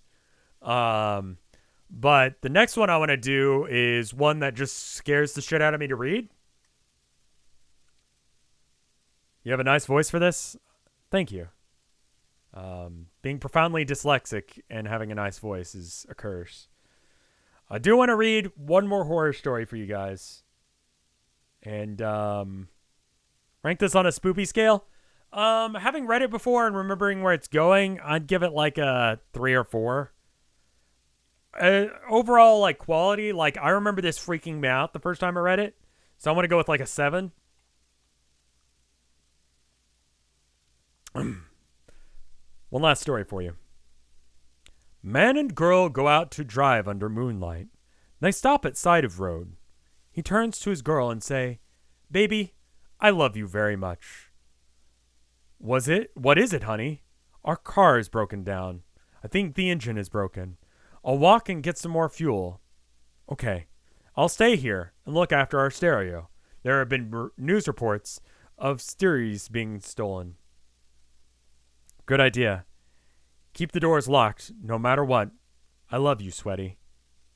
So the guy left to get full for the car. And after 2 hours, the girl say, "Where is my baby? He's supposed to be back by now."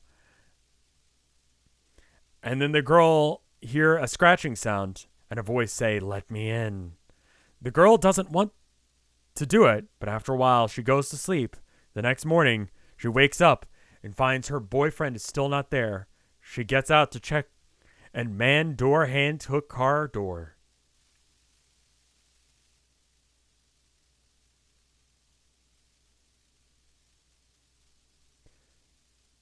What?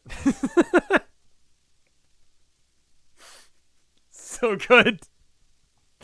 It's from like X, I think. God, it's shit.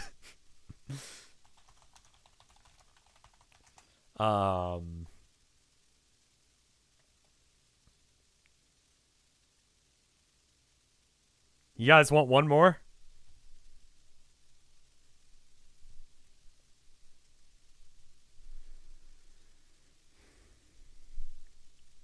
Okay. Another nice calm one.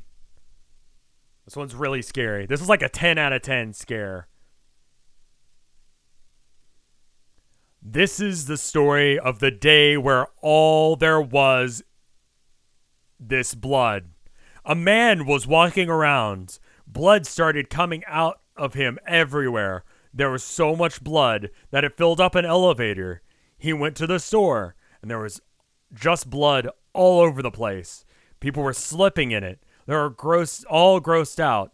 He tried to go swimming, and all of the sharks went nuts and bitten into everybody.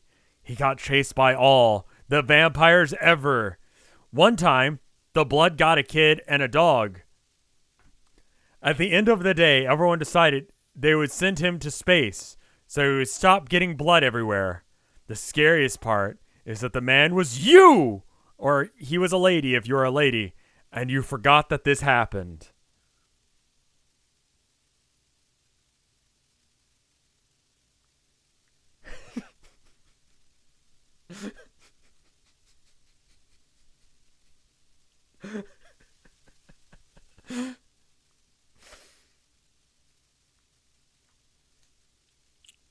I love that.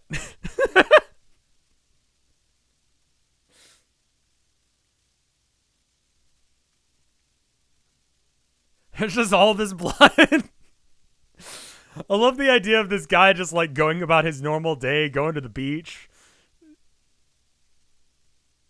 Just having the worst fucking day. It's like, it's not it's just sort of like a mild inconvenience. Have I ever read who is... Okay. Since that one's short.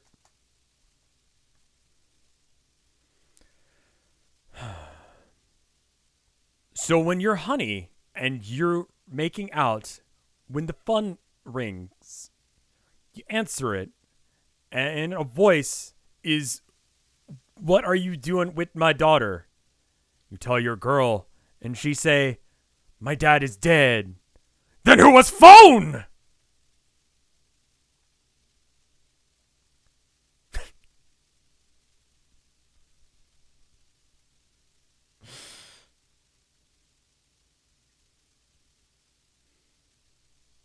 There it is.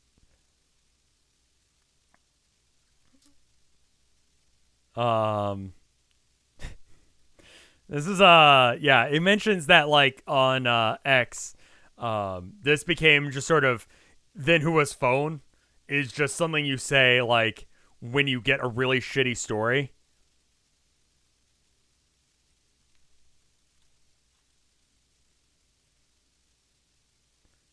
Like you read a creepypasta and you're like, that was horribly written, that sucked, who was phone?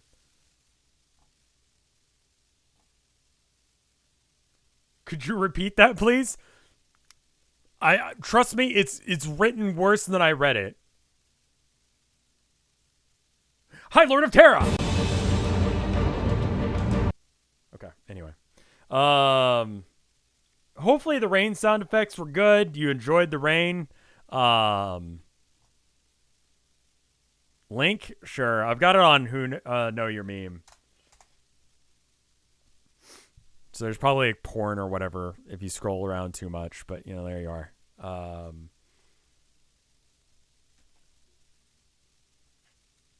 Do you just have the... I mean, like, all it is a scene transition.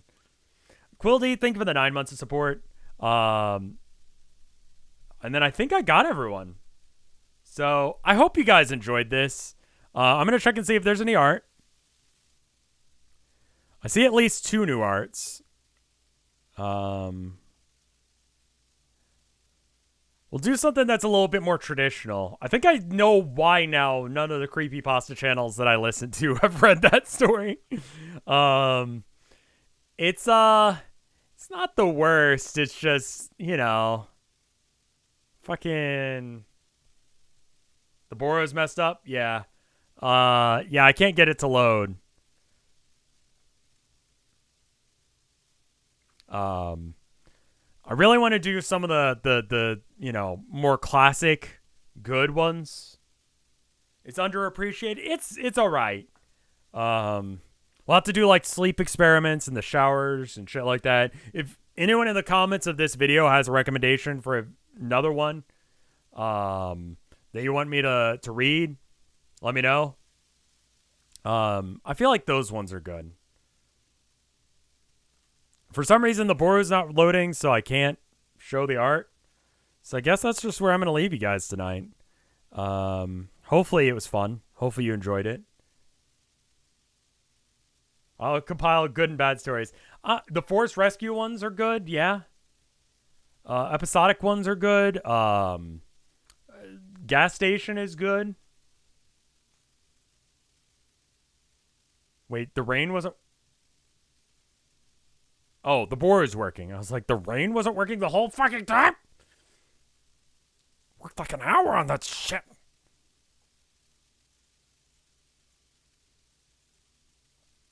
Boro. Let's pull the Boro open. Okay. 1, 2, and 3. We got an art from Geraded here. We're going to show both the Geradeds, even though there's another one that's more recent. Because the more recent one is spoilers for the Town of Nowhere. Fairly critical portion of it. It's by Orthogonal Caster. So I'm going to show that last just for that reason. So that way people have a chance to duck out. If you guys haven't, the March of the Mice is a week from tomorrow. So there's that. The mic was muted this whole time. Good. Anyway, let's look at this first art from Geraded. This is a Disco Elysium reference. And you got the style down pat, you know? Really solid work, Geraded. Really good shit right here. Fucking rad as hell.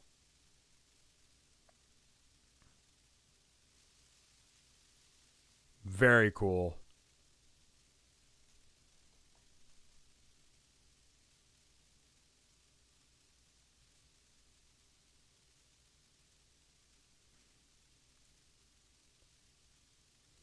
And then we got this other one from Geraded, and it's from tonight. God damn, that's so claustrophobic looking. I hate that so much. Like, it's really good art, but I fucking hate this, Joe. You know what I mean? Spooky as fuck. And then Joe fucking died.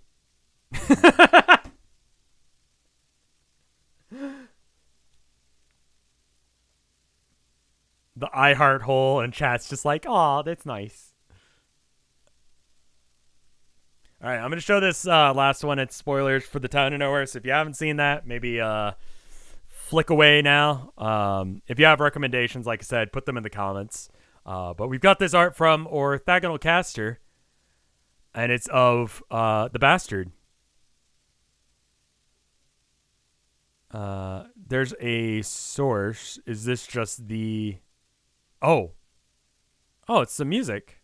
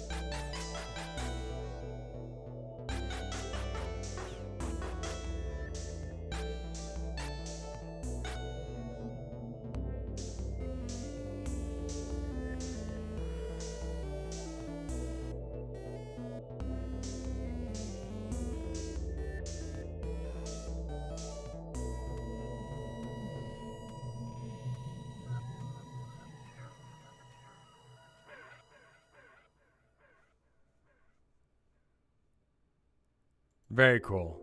Thank you for the music and the art, Orthogonal. That was, oh man, that moment, that was wild. That was a wild fucking moment. It was my interpretation of the happening. The happening was a big fucking deal to me. Like, I knew that was going to be in it. But holy shit. I'm glad it went over as well as it did. And of course, there'll be happenings in the March of the Mice. If you haven't watched that, there'll be equivalents, as best as I can do in that style. I hope you guys stick around for it. I hope you guys watch it. I hope you had a good time. I really do. I probably won't do Homestuck tomorrow because my throat is trash. We'll probably do something that involves a little less reading. Maybe something where the game kind of takes the wheel. But yeah, we'll do something. I don't know. We'll figure it out. I'll see you guys tomorrow.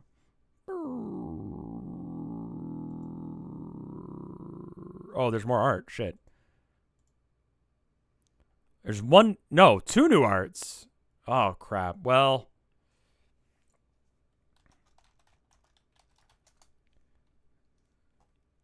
almost missed him. All right, we got this first one from Tud Toad. And it's from Disco Elysium from yesterday. It's now if you'll excuse me, I really need to get going. Don't let him go. He could be a key witness. You've got the feeling that you'll never meet someone as mysterious as this again. What if you never see him again? Suggestion, medium 10, convince him to stay. Do you want me to cry? I'm so glad that happened. Like, fuck it. Like, I'm not gonna re-roll that. Like,